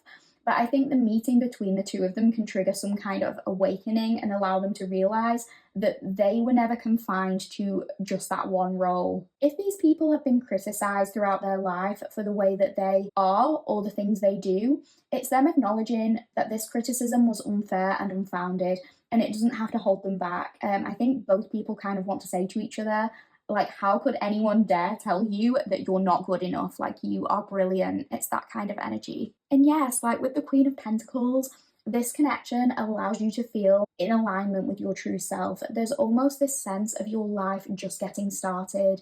You're like, I'm in the flow of things. I know who I want to be. I know where I want to be. It's like trusting this divine detour and not forcing yourself into one particular box that you had outgrown anyway, has funnily enough allowed you to really figure out the next course of action. I think this connection will allow you to realize that sometimes the plans that go wrong can lead us to better things. There's also, again, with the Pentacles, a connection to Mother Earth, because other than the Empress, I always interpret the Queen of Pentacles as being linked to Mother Earth kind of vibes. So this could link back to what we said about environment being important, either you and this person doing something for the environment, or just where you choose to live with this person being a significant part of your journey. Maybe you uproot and you move to another part of the country or the world with them. I think this card can also talk about nurturing both ourselves and others and seeing what kinds of beautiful things can come from that. On the original Rider-Waite-Smith, you get this image with the Queen of Pentacles of that queen looking at the coin in her hand. So maybe this is somebody working on their self-worth and cultivating an amazing life from that work that they're doing. Maybe both people help each other with that through nurturing each other's gifts and talents and offering each other that support. And here we have the Magician. I mean, that just says it all. And I like that on this particular deck, there's one key word that is kind of made the focal point. And so for the Magician card we have here, that word is creation. And I think that ties in so nicely with the manifestation card that we got in the Oracle. You know, the Magician is the conduit. He turns energy into matter. So if either of you have struggled in the past with making your ideas a reality, if you constantly have thoughts swirling all over your head, but you don't know how to take action, how to get pen to paper, this is going to be the kind of relationship to help you do that. I already probably repeat myself a lot in these readings, and I don't want to do that too much, but this is definitely indicating that beautiful things are going to come from this relationship, and you are going to be the one creating them. Whether that is you and this person building and working on something together, or whether you just enable each other to have the confidence to work on your own creative projects separately, the outcome is going to be something truly magical. The Magician is associated with mercurial energy, so Virgo and Gemini could be significant, although they certainly don't have to be. But either way, I think this connection is going to allow you to both see how powerful you can be when you combine your resources and share your talents with each other. And then you're going to be realizing how skilled you actually are and how you can use your intelligence to make anything happen. Particularly if you've been put down in the past for having like a differently wired brain. This connection allows you to use that difference in wiring to your advantage in some way. You're working with what you've got and you're realizing that actually what you've got is a lot. I didn't mean to make a rhyme there, but what I mean is, like, it's not something to feel insecure about. The Magician can also talk about having worldly experience and knowledge, and I think that potentially person B's experience, the experience that they've had so far of kind of changing paths or going their own way, may help reduce some of person A's hesitation about doing the same thing. If person A is worried, for example, about a lack of resources or about going about things the wrong way, person B might step up and they're like, don't worry, we're not as limited as you think. Like, I know which tools to use. I've done this before. We have all the resources we need. This connection allows not just both parties to dream big, but to actually envision a universe where those dreams can become a reality. And with this King of Cups, I think a lot of this connection will be centered around both people feeling like they have mastered their emotions and learning how to not let their emotions get the better of them if that has ever been a problem. You know, we spoke a lot in the Oracle reading about neurodiversity and how it could be significant here, and that doesn't have to be the case. But I know that when you are neurodivergent, you will probably at some point in your life have been diagnosed with anxiety or with depression. And if not that, you most likely will have experienced some element of spiraling thoughts or not being able to get a hold of your thoughts. You might have also experienced periods of not being able to take initiative or action due to the way these thoughts have control over your brain and your emotions. So, whether or not either of these people identify with the label of neurodivergent, it could be that one person has more experience with developing their coping strategies for this problem, and that might make them better equipped to help the other person with things like mindfulness and remaining present. Because that's not easy for anyone, but particularly if your brain does work in a different way, the strategies that work for other people might just not work for you, and that's okay because you can create new strategies. I think there are probably a lot of overlapping similarities in the way these two people's brains work, and so they can assist each other in that way. And I am sorry if the neurodiversity example doesn't apply. Again, it doesn't have to. This could be generalized anxiety, it could be a disability of some kind. Whatever this may be, it's giving you the sense of like maybe one of these people got more of a head start than the other. Like potentially one of these people was diagnosed earlier in life, so they had more time to understand themselves and to come to terms with this. Possibly that is person B. And the other person, maybe they've only in recent months or in recent years found out that they deal with a particular thing, like something similar, and it's been a shock to them, but also there's this process of like unlearning some of these insecurities because they weren't just a failure all this time, they were dealing with something that was maybe preventing them living up to some of this potential. But when you've spent your whole life being called lazy or irresponsible or not good enough, that baggage doesn't suddenly just disappear because you've identified a root cause. You still have a lot of healing and kind of reparenting yourself to do. And although, you know, this might be quite heavy, I think this discovery and the things these two people are able to instill in one another is a huge confidence boost.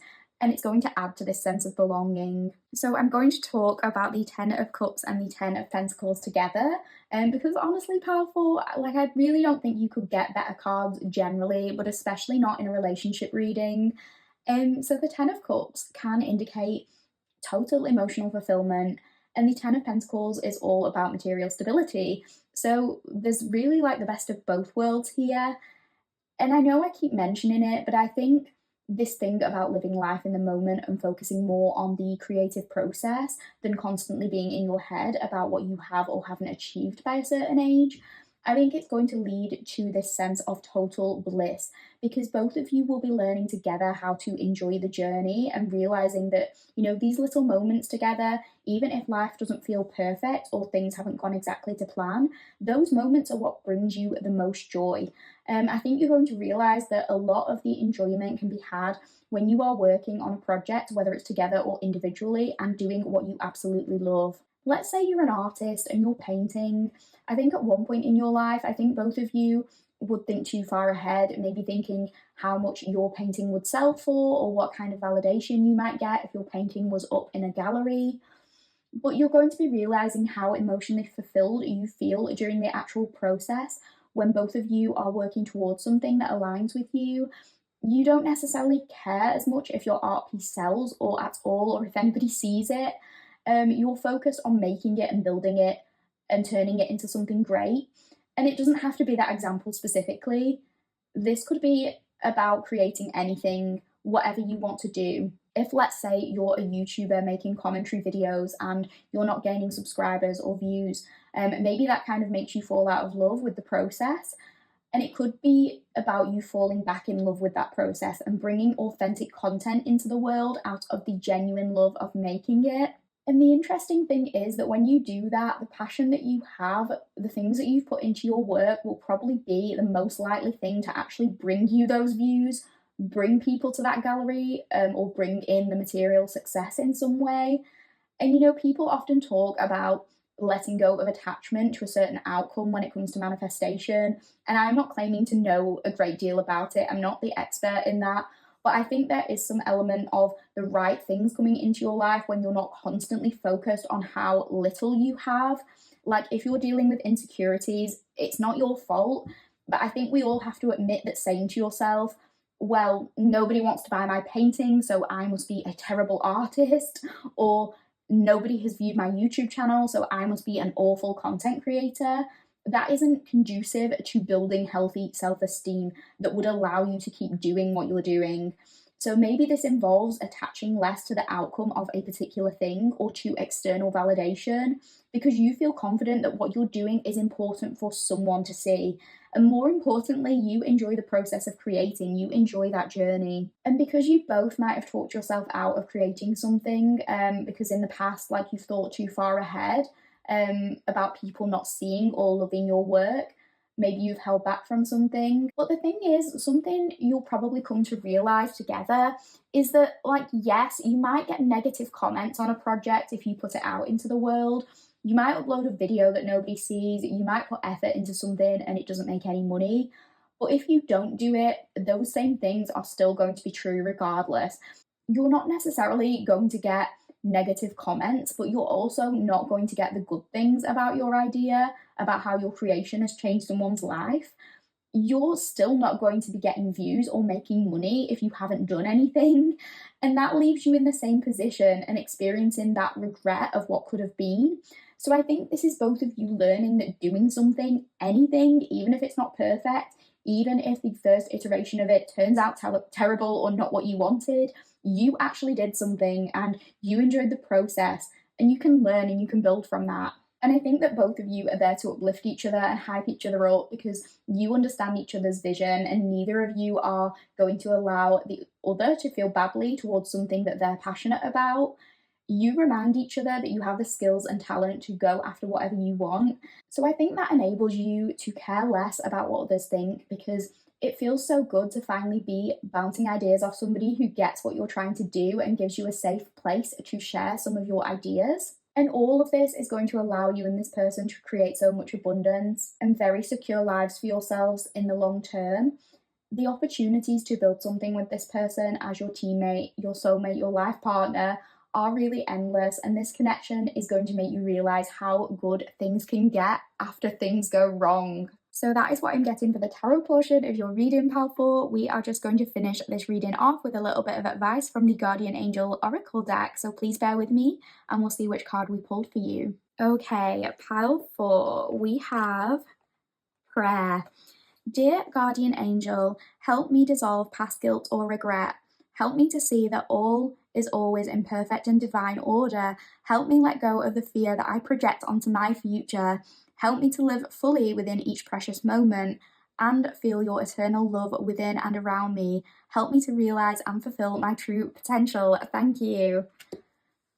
I can't even express how wild it is that the card we pulled just sums up way more succinctly than I did everything that we've been talking about when it comes to you as individuals and you in this connection. I think this relationship is going to be very healing in so many ways, and if either of you have prayed to be put on the right path, if you've ever felt lost or abandoned or isolated, I think your faith is going to be restored in some way when you meet this person, because you will feel like you're finally meeting someone who sees you for your true potential, and that can be very freeing. I think you're no longer going to feel shame for daring to do things differently or failing to adhere to a socially constructed idea of what it means to be a successful human.